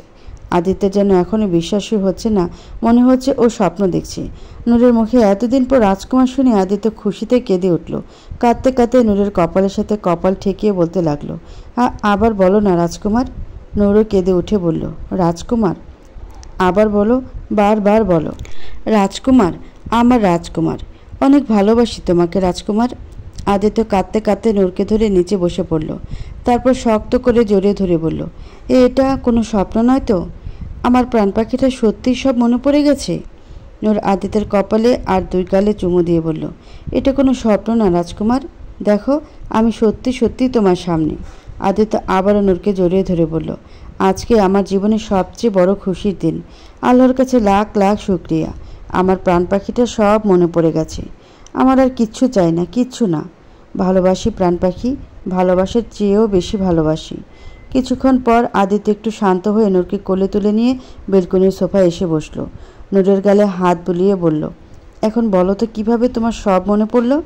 আসলে আগে থেকেই মাঝে মধ্যে কিছু কিছু জিনিস আমার মনে পড়ছিল, কিন্তু আজকে যখন সানার সাথে আমাদের বিয়ের ভিডিও দেখছিলাম তখন হঠাৎ আমার আবারও যন্ত্রণা শুরু হয়ে গেল, আর এক এক করে সব কিছুই আমার মনে পড়তে লাগলো। একসময় আমি জ্ঞান হারিয়ে ফেললাম, আর যখন জ্ঞান ফিরল তখন আমার সব কিছু মনে পড়ে গেছে। আদিত্য প্রকুচকে বলল, 1 মিনিট, তোমার জ্ঞান হারিয়ে গিয়েছিল আর আমাকে কেউ কিছু জানালো না? তোমার যদি কিছু হয়ে যেত? আদিত্যের কথা শেষ হওয়ার আগেই নূর আদিত্যের ঠোঁটের উপর তর্জনীর আঙ্গুল ঠেকিয়ে বলে উঠল, সব কিছুতেই এত হাইপার হয়ে যাও কেন তুমি? ওদের সবাইকে আমি মানা করেছিলাম, কারণ আমি তোমাকে সারপ্রাইজ দিতে চেয়েছিলাম, তাই সবাইকে তোমাকে কিছু বলতে মানা করেছিলাম। আর আবিরকে বলেছিলাম যে তোমাকে যেন অফিসে একটু বেশি সময় আটকে রাখে, যাতে আমি আমার সারপ্রাইজ রেডি করতে পারি। আদিত্য নূরের আঙ্গুলে চুমু খেয়ে হাতটা ধরে হাতের তালুতে চুমু খেয়ে বলল, this is my best surprise ever. Noor মাথা নিচু করে লাজুক হাসল। এতদিন পর নূরের এই লাজুক হাসি দেখে আদিত্য আবারও মুগ্ধ হয়ে গেল। আদিত্য নেশা লাগানো চোখে তাকিয়ে রইল নূরের দিকে। আদিত্যকে এভাবে তাকিয়ে থাকতে দেখে নূরেরও কেমন ঘোর লেগে আসছে। দুজন দুজনের দিকে ঘোর লাগা দৃষ্টিতে তাকিয়ে আছে। দুজনের নিঃশ্বাস ভারী হয়ে আসছে। আদিত্য আস্তে করে নূরের নাকের বড় নথটা খুলে ধীরে ধীরে নূরের ঠোঁটের উপর দিয়ে নামিয়ে দিল। নূর শিহরণে চোখ বন্ধ করে মুখটা হালকা উঁচু করে নিল। নূরের অধৈর্যরা কাঁপছে, যা দেখে আদিত্যের গলা শুকিয়ে আসছে। আদিত্য খুব করে চাইছে নূরকে আদর করতে, কিন্তু কোথাও একটা বাধা কাজ করছে। বারবার শুধু সেদিনের কথা মনে পড়ছে ওর ভয় লাগছে যদি আবারও নূর সেদিনের মতো অসুস্থ হয়ে যায়। আদিত্য সাড়া না পেয়ে নূর চোখ খুলে দেখল আদিত্য কেমন দ্বিধা চোখে তাকিয়ে আছে। নূর হয়তো ব্যাপারটা বুঝতে পারল, তাই ও নিজে থেকে আদিত্যকে আদর করতে লাগলো। নূর ধীরে ধীরে আদিত্যের শার্টের বোতাম খুলতে লাগলো। সবগুলো বোতাম খোলা শেষে শার্টটা সামনে থেকে দুই দিকে সরিয়ে দিল। নূর মুখ নামিয়ে আদিত্যের পেটে চুমু খেলো। পেট থেকে চুমু খেতে খেতে উপরের দিকে উঠে বুকে আর গলায় চুমু খেলো। আদিত্য সুখের আবেশে চোখ বন্ধ করে মুচকি হেসে নূরের কোমর আরও শক্ত করে জড়িয়ে ধরল। নূর আদিত্যের কানে চুমু খেয়ে ফিসফিস করে বলল, ভালোবাসো আমাকে, অনেক ভালোবাসো? কথাটা বলে নূর আদিত্যের ঠোঁটের কাছে নিজের ঠোঁট এগিয়ে নিল। নূরের এমন আহ্বানে আদিত্য আর নিজেকে আটকে রাখতে পারল না। এক হাত দিয়ে কোমর জড়িয়ে ধরে আরেক হাত নূরের কানের নিচে দিয়ে নূরের ঠোঁটে ডুব দিয়ে অধর সুধা পান করতে লাগলো। নূরও আদিত্যের চুল খামচে ধরে আদিত্যের তালে তাল মেলাতে লাগলো। আদিত্যের এতদিনের সব কষ্ট চুষে নিতে লাগলো। চুমু খেতে খেতে আদিত্য নূরকে কোলে তুলে নিল। রুমে এসে আদিত্য নূরকে ড্রেসিং টেবিলের সামনে নামিয়ে দিল। নূরকে আয়নার দিকে ঘুরিয়ে প্রথমে নূরের মাথার ঘোমটাটা খুলল, তারপর ধীরে ধীরে নূরের সব গহনা খুলতে লাগলো। একটা করে গহনা খুলছি আর সেখানে চুমু দিচ্ছি। নূর মাথা নিচু করে জোরে জোরে নিঃশ্বাস নিতে লাগলো। গহনা খোলা শেষে আদিত্য নূরকে নিজের দিকে ঘোরালো, তারপর আবারও নূরের অধর যুগলে ডুব দিল। চুমু খেতে খেতে নূর আদিত্যের শার্ট কাঁধ থেকে নিচে নামিয়ে খুলে ফেলে দিল। আদিত্য নূরকে আবারও কোলে তুলে নিয়ে বিছানার দিকে এগোলো। এতদিনে তৃষ্ণার্ত দুটি হৃদয় দুজন দুজনকে ভালোবাসা ভরিয়ে দিতে লাগলো। পুরনো সব দুঃখ কষ্ট ভুলে পাড়ি দিল এক সুখের সাগরে। সকাল 7টা। নূর আদিত্যকে জড়িয়ে ধরে ঘুমিয়ে আছে। আদিত্য মুচকি এসে নূরের দিকে তাকিয়ে থেকে আঙ্গুলের উল্টো পাশ দিয়ে আলতো করে নূরের গালে স্লাইড করছে। একটু পরে নূর ঘুম ভেঙে চোখ খুলে তাকালো। চোখ খুলে আদিত্যকে এভাবে তাকিয়ে থাকতে দেখে নূর আদিত্যের গালে হাত রেখে মুচকি হেসে বলল, গুড মর্নিং হাজব্যান্ড। আদিত্য নূরের হাতের তালুতে চুমু খেয়ে বলল, গুড মর্নিং ওয়াইফি।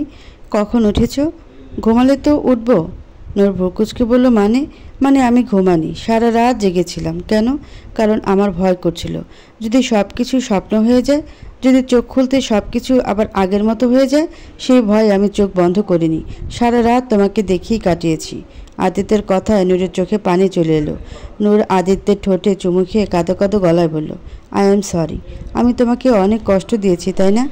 আমার বোকামির জন্য এতদিন ধরে আমার রাজকুমার এত কষ্ট পাচ্ছিল। আই এম সরি সোনা।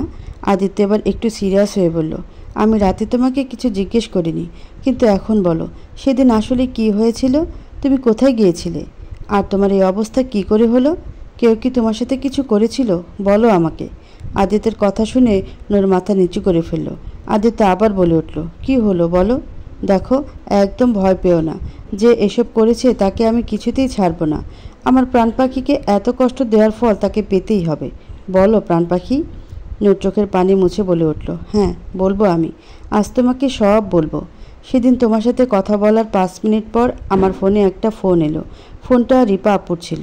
আদিত্য ভ্রুকুচকে বলল, রিপা মানে তোমার ওই সৎবোনটা? হ্যাঁ। তারপর?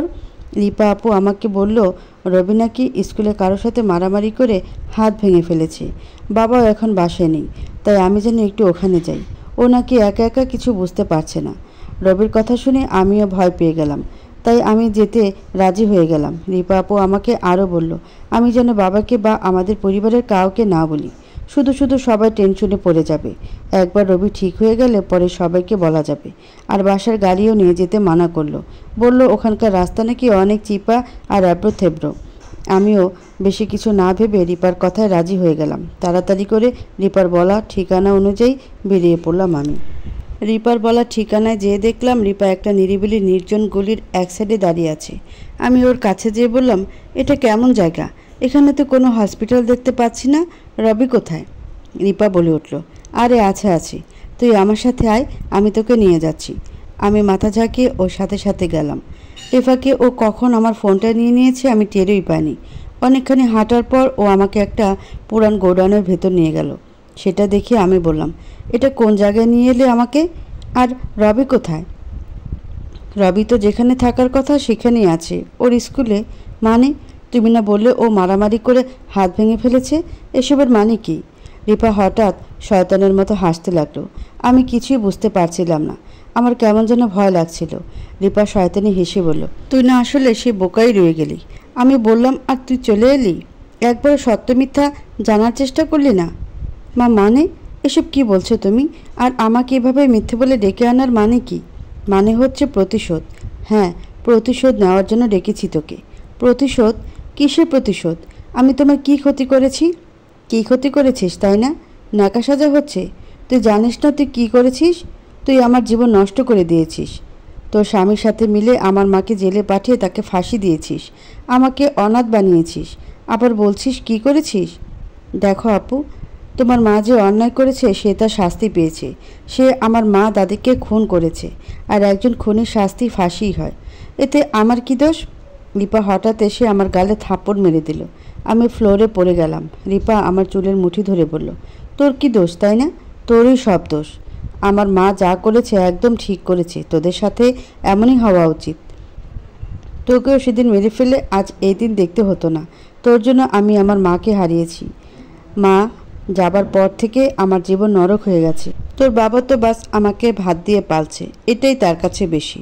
মা থাকতে রাজধানীর মতো থাকতাম আমি, আর এখন কাজের বুয়ার মতো বাসার সব কাজ আমাকে করতে হয়। এক টাকার জন্য ফকিরের মতো বাবার সামনে ধর্ণা ধরতে হয়। এসব কিছু তোর আর তোর বরের জন্য। আমার জীবন নরক বানিয়ে তোরা স্বর্গের সুখ অনুভব করবি, সুখে শান্তিতে সংসার করবি, তা তো আমি হতে দেব না। এবার কষ্টভোগের পালা তোদের। ওই আদিত্য তোকে অনেক ভালোবাসে তাই না? তোর জন্য এইসব করেছে। যদি তুই ওর জীবনে না থাকিস তাহলে ওর কি হবে? রিপার কথা শুনে ভয়ে আমার বুক কেঁপে উঠল। আমি কাঁপা কাঁপা কণ্ঠে বললাম, মা মানে কি কি কি করতে চাও তুমি? আমার জীবন থেকে যেমন আমার মাকে কেড়ে নিয়েছিস তোরা, তেমনি ওই আদিত্যের জীবন থেকেও তোকে কেড়ে নেব।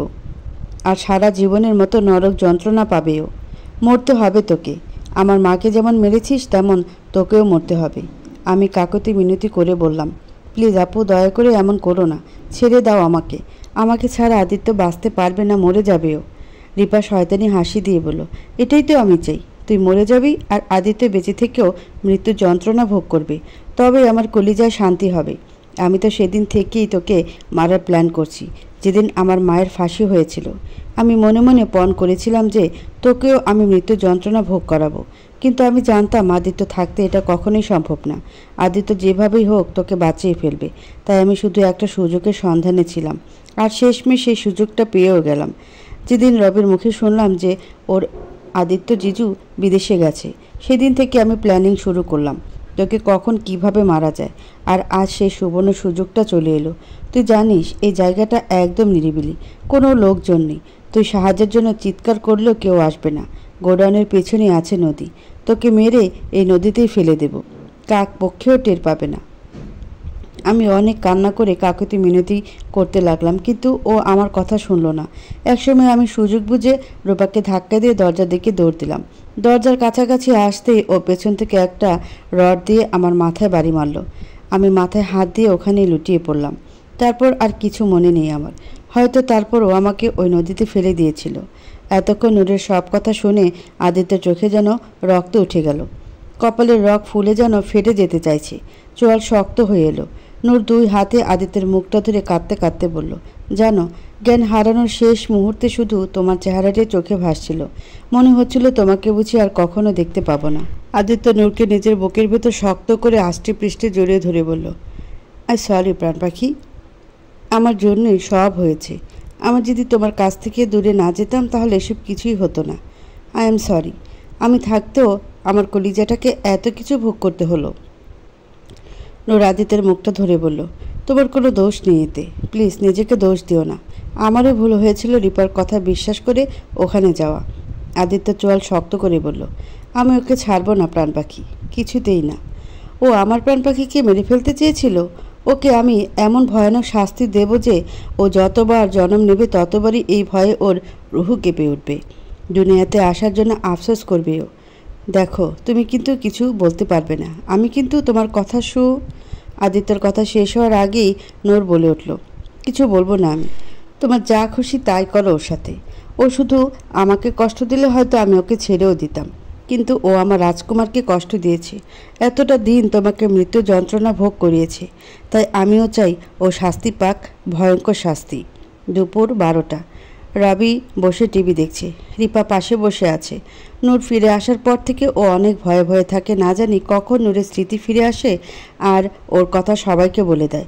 ওর ভাবনার মাঝেই হঠাৎ দরজায় কলিং বেল বেজে উঠল। রবি যেয়ে দরজা খুলে দিল। দরজা খুলে দেখল আদিত্য, নূর, আবির আর তাসির দাঁড়িয়ে আছে। রবি খুশি হয়ে বলে উঠল, আরে আপু, তোমরা কেমন আছো সবাই? রিপা হঠাৎ ওদের দেখে ভয়ে কাঁপতে লাগলো। এরা এখানে কি করছে? নূর রবিকে জড়িয়ে ধরে বলল, আমি ভালো আছি ভাই, তুই কেমন আছিস? রবি অবাক হয়ে বলল, আপু, তোমার সব মনে পড়ে গেছে? হ্যাঁ ভাই, আমার সব মনে পড়ে গেছে। নূরের কথা শুনে রিপার এবার ভয়ে অন্ত শুকিয়ে আসছে। নূরের সব মনে পড়ে গেছে? তাহলে কি নূর সবাইকে সব কিছু বলে দিয়েছে? এখন কি করব আমি? আদিত্যরা সবাই ভেতরে এসে দাঁড়ালো। আদিত্য রিপার দিকে তাকিয়ে চোয়াল শক্ত করে বলল, কি ব্যাপার মিস রিপা, এত ভয় পাচ্ছেন কেন? আপনার কোনো অপরাধ ধরা পড়ে গেছে নাকি? রিপা জোরপূর্বক হেসে বলল, কি বলছেন এসব? আমি আবার কি অপরাধ করেছি? নূর এসে ঠাস করে রিপার গালে চড় মেরে বলল, কি করেছিস জানিস না তাই না? আমাকে মেরে ফেলতে চেয়ে এখন বলছিস কি করেছিস, তাই না? তুইও তোর মায়ের মতোই নিকৃষ্ট হয়েছিস। আদিত্য তাসিরকে চোখের ইশারায় রবিকে এখান থেকে সরিয়ে নিয়ে যেতে বলল। তাসির মাথা ঝাঁকিয়ে রবিকে নিয়ে গেল। আদিত্য রিপার মাথায় গান ঠেকিয়ে বলল, এটা মনে হয় তোকে সব কিছু ক্লিয়ারভাবে মনে করিয়ে দেবে, তাই না? তখনই নূরের বাবা ভেতর থেকে বেরিয়ে এলো। আদিত্যকে এভাবে দেখে চমকে গিয়ে বলল, কি হয়েছে আদিত্য, তুমি এভাবে ওর মাথায় গান ঠেকিয়েছ কেন? এখনই বুঝতে পারবেন বাবা, মিস রিপা এখনই সব বলবে, তাই না? রিপা ভয়ে কাঁদতে কাঁদতে সব বলে দিল।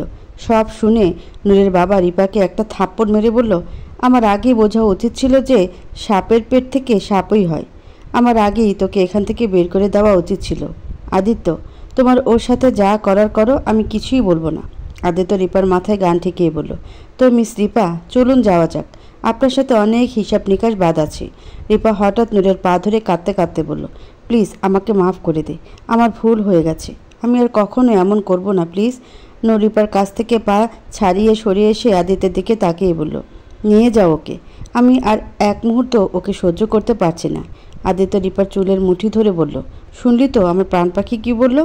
তোকে ওর একদম সহ্য হচ্ছে না, আর আমার প্রাণ পাখি যাকে সহ্য করে না তাকে আমি কিভাবে সহ্য করি বল?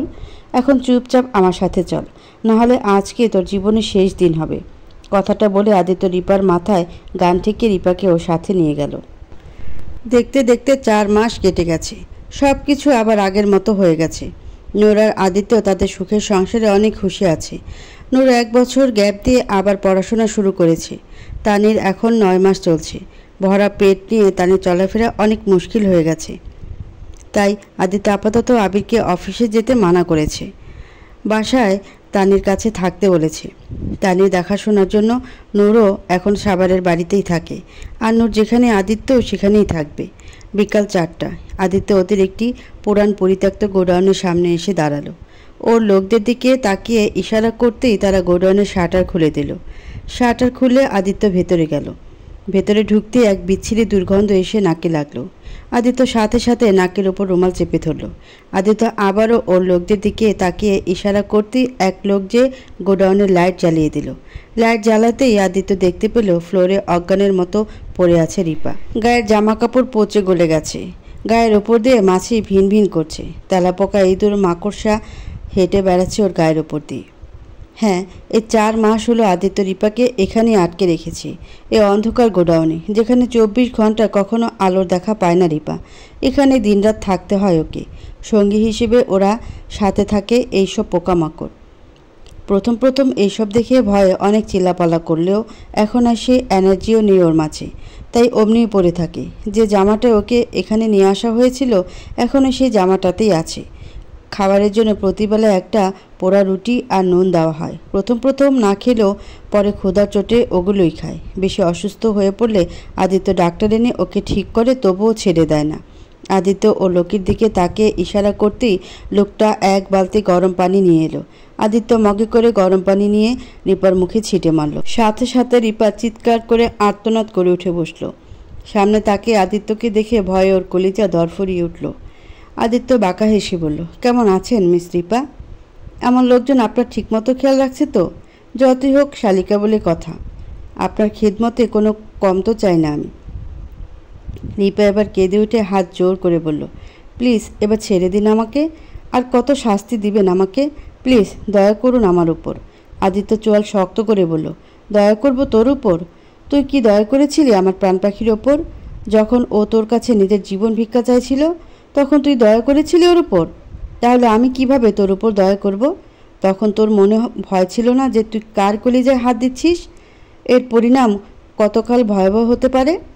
তুই যদি আমাকে কিছু করতি তাহলে হয়তো তোকে শুধু পুলিশে দিয়ে ছেড়ে দিতাম, কিন্তু তুই আমার কলিজায় হাত দিয়েছিস, আমার প্রাণ পাখিকে মারার চেষ্টা করেছিস। তোর জন্য এতটা দিন নূর আমার কাছ থেকে ওকে দূরে থেকেছে। যাকে 1 মিনিট না দেখলে আমি পাগল হয়ে যাই, তাকে এতটা দিন না দেখে আমার মৃত্যুর যন্ত্রণা ভোগ করতে হয়েছে। তাহলে তুই ভাবলি কি করে এত কিছুর পর তোকে আমি ছেড়ে দেব? তাহলে আমাকে মেরে ফেলুন, এই নরকের চেয়ে মরে যাওয়া অনেক ভালো। আপনি আমাকে মেরে ফেলুন, এত সহজে না। মৃত্যু তোর জন্য অনেক ছোট শাস্তি, তোকে এভাবে তিলে তিলেই ভুগতে হবে। তুই না বাঁচতে পারবি না মরতে পারবি। তুই আমাদের 5টা মাস ধরে মৃত্যুর যন্ত্রণা ভোগ করিয়েছিস, সেখানে তোর তো মাত্র 4 মাস হয়েছে। আগে 5 মাস পুরা হোক, তারপর ভেবে দেখব তোর সাথে কি করব। তোকে মেরে ফেলবো নাকি তোকে পুলিশের হাতে দিয়ে দেব। ততদিনের জন্য bye bye miss Ripa, enjoy your life. কথাটা বলে আদিত্য চলে যেতে নিয়ে আবার রিপার সামনে ফিরে এসে বলল, একটা কথা সব সময় মনে রাখবি, যারাই আমার প্রাণ পাখিকে কষ্ট দিবে আমি তাদের কাউকে ছাড়ব না, কাউকে না। কথাটা বলে আদিত্য চোখে সানগ্লাস পরে চলে গেল। সন্ধ্যা 7টা। আদিত্য একটু আগে অফিস থেকে এসেছে। বেডে বসে শার্ট খুলছে। নূর রুমের মিনি ফ্রিজ থেকে ওর জন্য ঠান্ডা পানি আর আইস বের করে আদিত্যের পাশে এসে বসল। হঠাৎ আদিত্যের ফোনটা বেজে উঠল। আদিত্য ফোন বের করে দেখলো তাসির ফোন করেছে। আদিত্য ফোন রিসিভ করে কথা বলতে লাগলো। এটা দেখে নূরের মাথায় একটা দুষ্টু বুদ্ধি এলো। নূর একটা আইস কিউব নিয়ে আদিত্যের শার্টের ভেতর দিয়ে দিল। আচমকা এমন হয় আদিত্য লাফিয়ে উঠে মুখ দিয়ে শব্দ করতে লাগলো, হুম হুম। আদিত্যর এমন আওয়াজ শুনে তাসির দুষ্টু হেসে বলে উঠল, ছি ছি আদি, এসব কি আওয়াজ বের করছিস? আর এমন সময় কেউ ফোন ধরে? আদিত্য বলে উঠল, শ্যাট আপ ইডিয়েট, এমন কিছুই না। তুই কবে থেকে আবিরের মতো ফালতু জোক মারা শুরু করলি? তাসির হেসে বলে উঠল, আচ্ছা আচ্ছা ঠিক আছে, বাই, আমি রাখছি এখন। আদিত্য ফোন রেখে নূরের দিকে তাকালো। নূর বুঝতে পারছে এখন ওর খবর আছে, তাই ও সুর করে উঠে দৌড় দিল, কিন্তু শেষ রক্ষা হলো না। আদিত্য পেছন থেকে দৌড়ে যেয়ে নূরকে ধরে ফেলল। নূরকে কোলে নিয়ে এসে বেডের ওপর ফেলে দিয়ে নূরকে বেডের সাথে চেপে ধরে বলল, কোথায় পালাচ্ছ? তুমি না আজকাল অনেক দুষ্টু হয়ে গেছো, জানো তাসির কী সব উল্টোপাল্টা ভাবছিল? নূর বাচ্চাদের মতো মুখটা কিউট করে বলল, সরি, আর হবে না। সরি বললে তো হবে না। তুমি তখন আমার গায়ে বরফ দিয়েছ, এবার আমার পালা। কথাটা বলে আদিত্য ট্রে থেকে এক টুকরো আইস কিউব নিল। প্রথমে নূরের কপালে লাগালো, সাথে সাথে নূর ঠান্ডায় কেঁপে উঠল। আদিত্য আইস কিউবটা নূরের কপাল থেকে স্লাইড করে নাকের ওপর দিয়ে ঠোঁটের ওপর আনলো। তারপর ধীরে ধীরে গলা বেয়ে নিচের দিকে নামতে লাগলো। আদিত্য নূরের ওপর থেকে শাড়ির আঁচল সরিয়ে ফেলে পেট আর নাভির ওপর দিয়েই আইস কিউব ঘোরাতে লাগলো। নূর আরও কেঁপে উঠল। আদিত্য মুখ নামিয়ে চুমু খেতে যাবে, তখনই হঠাৎ বাইরে থেকে হইচইয়ের শব্দ এলো। ওরা দুজনেই চমকে উঠে বসলো। আদিত্য কি হয়েছে দেখার জন্যে উঠে দরজা খুলতে গেল। নূরও তাড়াতাড়ি নিজের শাড়ি ঠিক করে আদিত্যের পিছু পিছু গেল। বাইরে এসে দেখলো সবাই দৌড়াদৌড়ি করছে। সানাকে দেখে আদিত্য ডাক দিয়ে জিজ্ঞেস করলো, হয়েছেটা কি? সবাই ভাবে দৌড়াদৌড়ি করছে কেন? সানা বলে উঠল, আরে ভাইয়া, তানি ভাবে লেবার পেন শুরু হয়ে গেছে, তাড়াতাড়ি ওনাকে হসপিটালে নিতে হবে। আদিত্য বলে উঠল, ওকে ওকে, তুই আবিরকে বল জলদি তানিকে নিয়ে নিচে আসতে, আমি এক্ষুনি বের করছি গাড়ি। সানা মাথা ঝাঁকিয়ে বলল, ঠিক আছে ভাইয়া। একটু পরে আবির তানিকে নিয়ে এসে গাড়ির পেছনে সিটে বসলো। তানিকে শুয়ে দিয়ে মাথাটা নিজের কোলে রাখলো আবির। তানি ব্যথায় চিৎকার করছে, আর আবির তানির মাথায় হাত বুলিয়ে ওকে শান্ত করার চেষ্টা করছে। আদিত্য গাড়ি চালাচ্ছে আর নূর ওর পাশে সিটে বসে আছে। তানির জন্য অনেক টেনশন হচ্ছে ওর। পরিবারের বাকি সদস্যরাও পেছনে অন্য গাড়িতে আসছে। আবির তানির মাথায় হাত বুলিয়ে বলল, এই তো, আর একটু সময় লাগবে, ততক্ষণ একটু ধৈর্য ধরো তুমি, সব ঠিক হয়ে যাবে। তানির এই সময়ে আবিরের সান্ত্বনা বাণী অসহ্য লাগছে। তানি ব্যথায় আর্তনাদ করতে করতে রাগী কণ্ঠে বলল, আহ, ধৈর্য ধরবো আমি? ব্যথা আমার হচ্ছে না, তোমার হচ্ছে। নিজে একবার এই ব্যথা সহ্য করে দেখো কেমন লাগে আইসে লেকচার দিতে। এইসব তোমার জন্য হয়েছে, তুমি করেছো আমার এই অবস্থা, এখন আরামে বসে আমাকে লেকচার দিচ্ছ। দিস ইজ নট ফেয়ার তানি, তুমি এই বাচ্চার জন্য আমার মাথা খাচ্ছিলে। তাড়াতাড়ি করে বিয়ে করালে এই বাচ্চার জন্য, যাতে ভাবির আগে তুমি বাচ্চা নিতে পারো, আর এখন সব দোষ আমার হয়ে গেল। চুপ চুপ, একদম কথা বলবে না। তোমার দোষ মানে দোষ, আর কোনো কথা বলবে না তুমি। আদিত্য আবিরকে ধমক দিয়ে বলল, শাট আপ আবির, তুই কি পাগল হয়ে গেলি নাকি? এমন সময় ওর সাথে তর্ক করছিস? আরে তানের এখন হুঁশ নেই, ও কী বলছে তাই ওর কথা গায়ে নিস না। ও এখন ব্যথার যন্ত্রণায় এসব আবল তাবল বলছে। আবির মাথা ঝাঁকিয়ে সায় দিল। 20 মিনিট পর ওরা হাসপাতালে এসে পৌঁছালো। তানিকে স্ট্রেচারে করে ভেতরে নিয়ে গেল। ডক্টরকে আগে ফোন করে জানিয়ে দেওয়া হয়েছিল, তাই সব কিছু রেডি আছে। তানি আবিরের হাত ধরে বলল, দেখো তুমি কিন্তু আমার সাথেই থাকবে, একদম আমাকে একা ছাড়বে না। আবির বলে উঠল, কিন্তু আমাকে তো ভেতরে আসতে দিবে না। আদিত্য বলে উঠল, সমস্যা নেই, এই হসপিটালের মালিক আমার পরিচিত, আমি কথা বলে নিব, তুই তানির সাথেই যা। আবির মাথা ঝাঁকিয়ে একটু পরে তানিকে নিয়ে ওটিতে ঢুকলো। বাকি সবাই বাইরে অপেক্ষা করছে। একটু পরে ডক্টর আসলো। ডক্টর দরজা খুলতে পায়ের নিচে থাকা তারের সাথে বেজে ঠাস করে ফ্লোরে উবুধ হয়ে পড়ে গেল। আবির দৌড়ে এসে ডক্টরকে টেনে তুলে বলল, আপনি ঠিক আছেন ডক্টর? ডক্টর আবিরকে বলল, আরে আপনি এখানে কি করছেন? আপনার তো ডেলিভারি হবে, আপনি শুয়ে পড়ুন বেডে। ডক্টরের কথায় আবির ভ্যাবাচেকা খেয়ে গেল। কি বলে এই লোক, আমার ডেলিভারি? তখনই একজন নার্স দ্রুত এসে নিচে পড়ে থাকা চশমাটা উঠিয়ে ডক্টরের চোখে দিয়ে জোরপূর্বক হাসার চেষ্টা করে বলল, ডক্টর, আপনিও না চশমা ছাড়া কিছু চোখেই দেখেন না। পেশেন্ট উনি না, ওনার ওয়াইফ মিসেস তানি। ডক্টর বলে উঠল, পানি? এই সময় তোমার এখন পানি খেতে ইচ্ছে করছে? নার্স বিরক্তি সুরে বলল, পানি না, তা নি। উফ, আপনার বোধহয় কানের মেশিনটাও পড়ে গেছে। কথাটা বলে নার্সটা নিচে এদিক ওদিক তাকিয়ে কানের মেশিন খুঁজে এনে ডক্টরের কানে লাগিয়ে দিল। এসব দেখে আবির বেচারার অজ্ঞান হওয়ার উপক্রম। এই কেমন ডক্টর? ওদিকে তানি ব্যথা চিল্লিয়ে যাচ্ছে। আবির তাড়াতাড়ি তানির কাছে এগিয়ে গেল। ডক্টর তানির কাছে এসে তানিকে চিল্লাতে দেখে একদম শান্ত সুরে যোগ গুরুদের মতো করে বলল, no my child, no violence. চিল্লাচিল্লিতে কোনো কাজের সমাধান হয় না। জীবনে সব সময় আমাদের মনকে শান্ত রাখতে হবে। যাই হয়ে যাক না কেন, আমাদের কখনো উত্তেজিত হওয়া যাবে না। ধৈর্যের সাথে কাজ করতে হবে। ডক্টরের কথাবার্তা শুনে তানি তো রাগে কটমট করছে। ইচ্ছে করছে এইডারে এক্ষুনি লাথি মেরে ওয়ান্ডায় পাঠিয়ে দিতে। তানি দাঁত কিরমির করে আবিরের দিকে তাকিয়ে আস্তে করে বলল, এই কার্টুন পিস কোত্থেকে ধরে নিয়ে এসেছ? কি বলছে ছাগলের মতো? তাড়াতাড়ি কিছু করো, নাহলে আমি কিন্তু এই ডক্টরের বাচ্চাকে খুন করে ফেলবো। আবির মাথা ঝাঁকিয়ে বলল, তুমি টেনশন নিও না, আমি দেখছি। আবির ডক্টরের দিকে তাকিয়ে বলল, ডক্টর এসব ছাড়ুন না, আপনি প্লিজ কাজ শুরু করুন না জলদি। ডক্টর বলল, এটাও আমার কাজেরই একটা অংশ। রোগীকে শান্ত না করে কাজ কিভাবে করব, তাই আমাকে আমার কাজ করতে দিন। ডক্টর আবার তানির দিকে তাকিয়ে বলল, দেখুন আপনি শান্ত হন, আমাকে দেখুন, আমি যেভাবে করছি সেভাবে করুন। জোরে একটা নিঃশ্বাস টেনে নিন, আবার ধীরে ধীরে ছাড়ুন। Breathe in breathe out, breathe in breathe out. Tani আর সহ্য করতে পারল না। একে তো ব্যথার যন্ত্রণা ছটফট করছে, তারপর এই ডক্টরের ফালতু প্রবচন শুনে রাগে তানির মাথার রগ ফেটে যাচ্ছে। তানি দুই হাতে ডক্টরের কলার টেনে ধরে ঝাঁকাতে ঝাঁকাতে রাগে কণ্ঠে বলল, এই ডক্টরের বাচ্চা কি বলছিস এসব? হ্যাঁ, খ্যাতাপুরি তোর শান্ত হওয়ার। শান্ত হব? মজা চলছে এখানে।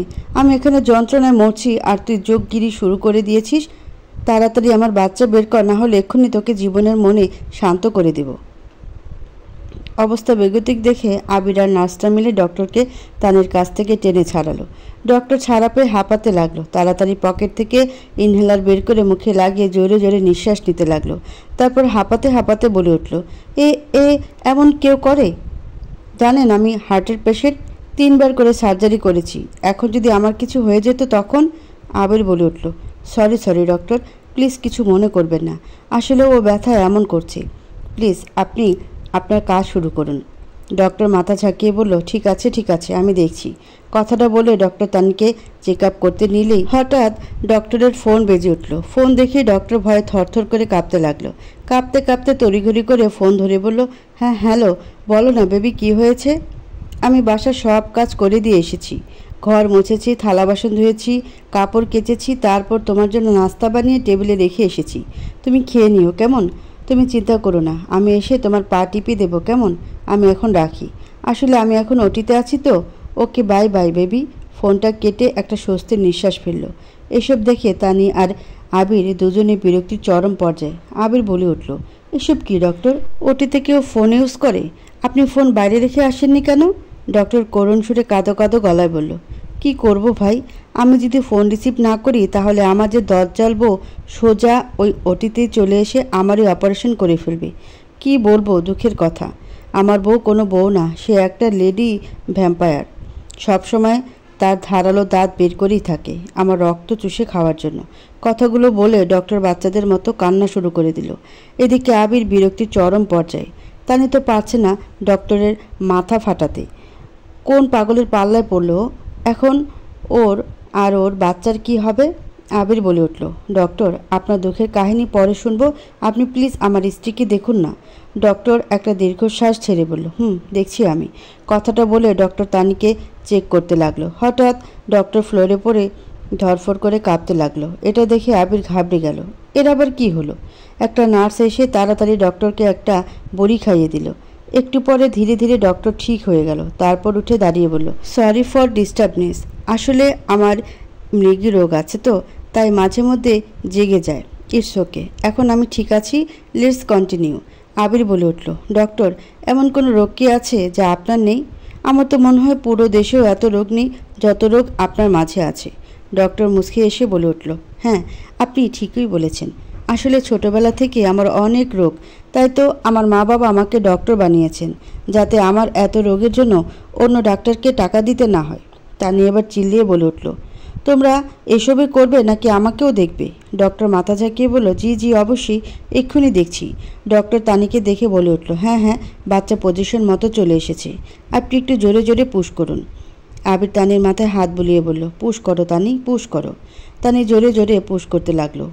ঘেমে নিয়ে একাকার অবস্থা তানির। এদিকে আবির শুধু বারবার বলেই যাচ্ছে, পুশ করো তানি, পুশ করো। তানি অসহ্য হয়ে রাগে আবিরের গালে একটা চড় মেরে দিয়ে বলল, কি বারবার একই কথা বলছো? করছি তো, এখন কি হাতুড়ি দিয়ে ঠেলা দেব নাকি? আবির বাচ্চারা গালে হাত দিয়ে চুপ করে উঠল। তানি এবার জোরে পুশ করলো। একটু পরে বাচ্চার কান্নার শব্দ এলো। ডক্টর বাচ্চা কোলে নিয়ে বলল, কংগ্রাচুলেশন, আপনাদের ছেলে হয়েছে।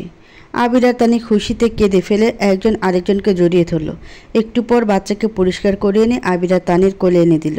আবির বাচ্চার কপালে চুমু খেয়ে তারপর তানির কপালে চুমু খেয়ে বলল, ধন্যবাদ তানি, আমাকে জীবনের সবচেয়ে বড় খুশি দেওয়ার জন্য।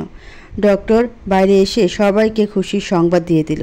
সবাই খুশিতে আত্মহরা হয়ে উঠল। নূর খুশিতে আদিত্যকে জড়িয়ে ধরল। আবিরের বাবা পুরো হসপিটালে মিষ্টি বিতরণ করলো। একটু পরে তানিকে কেবিনে শিফট করা হলো। সবাই কেবিনে এলো বাবু দেখার জন্য। সবাই এক এক করে বাবুকে কোলে নিয়ে আদর করলো।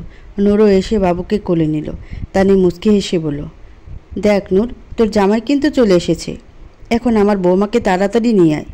তানির কথা নূর লাজুক হেসে আদিত্যের দিকে তাকালো, কিন্তু আদিত্য কোনো রিয়াকশন দিল না। 2 দিন পর তানি আর বাচ্চাকে বাসায় নিয়ে আসা হলো।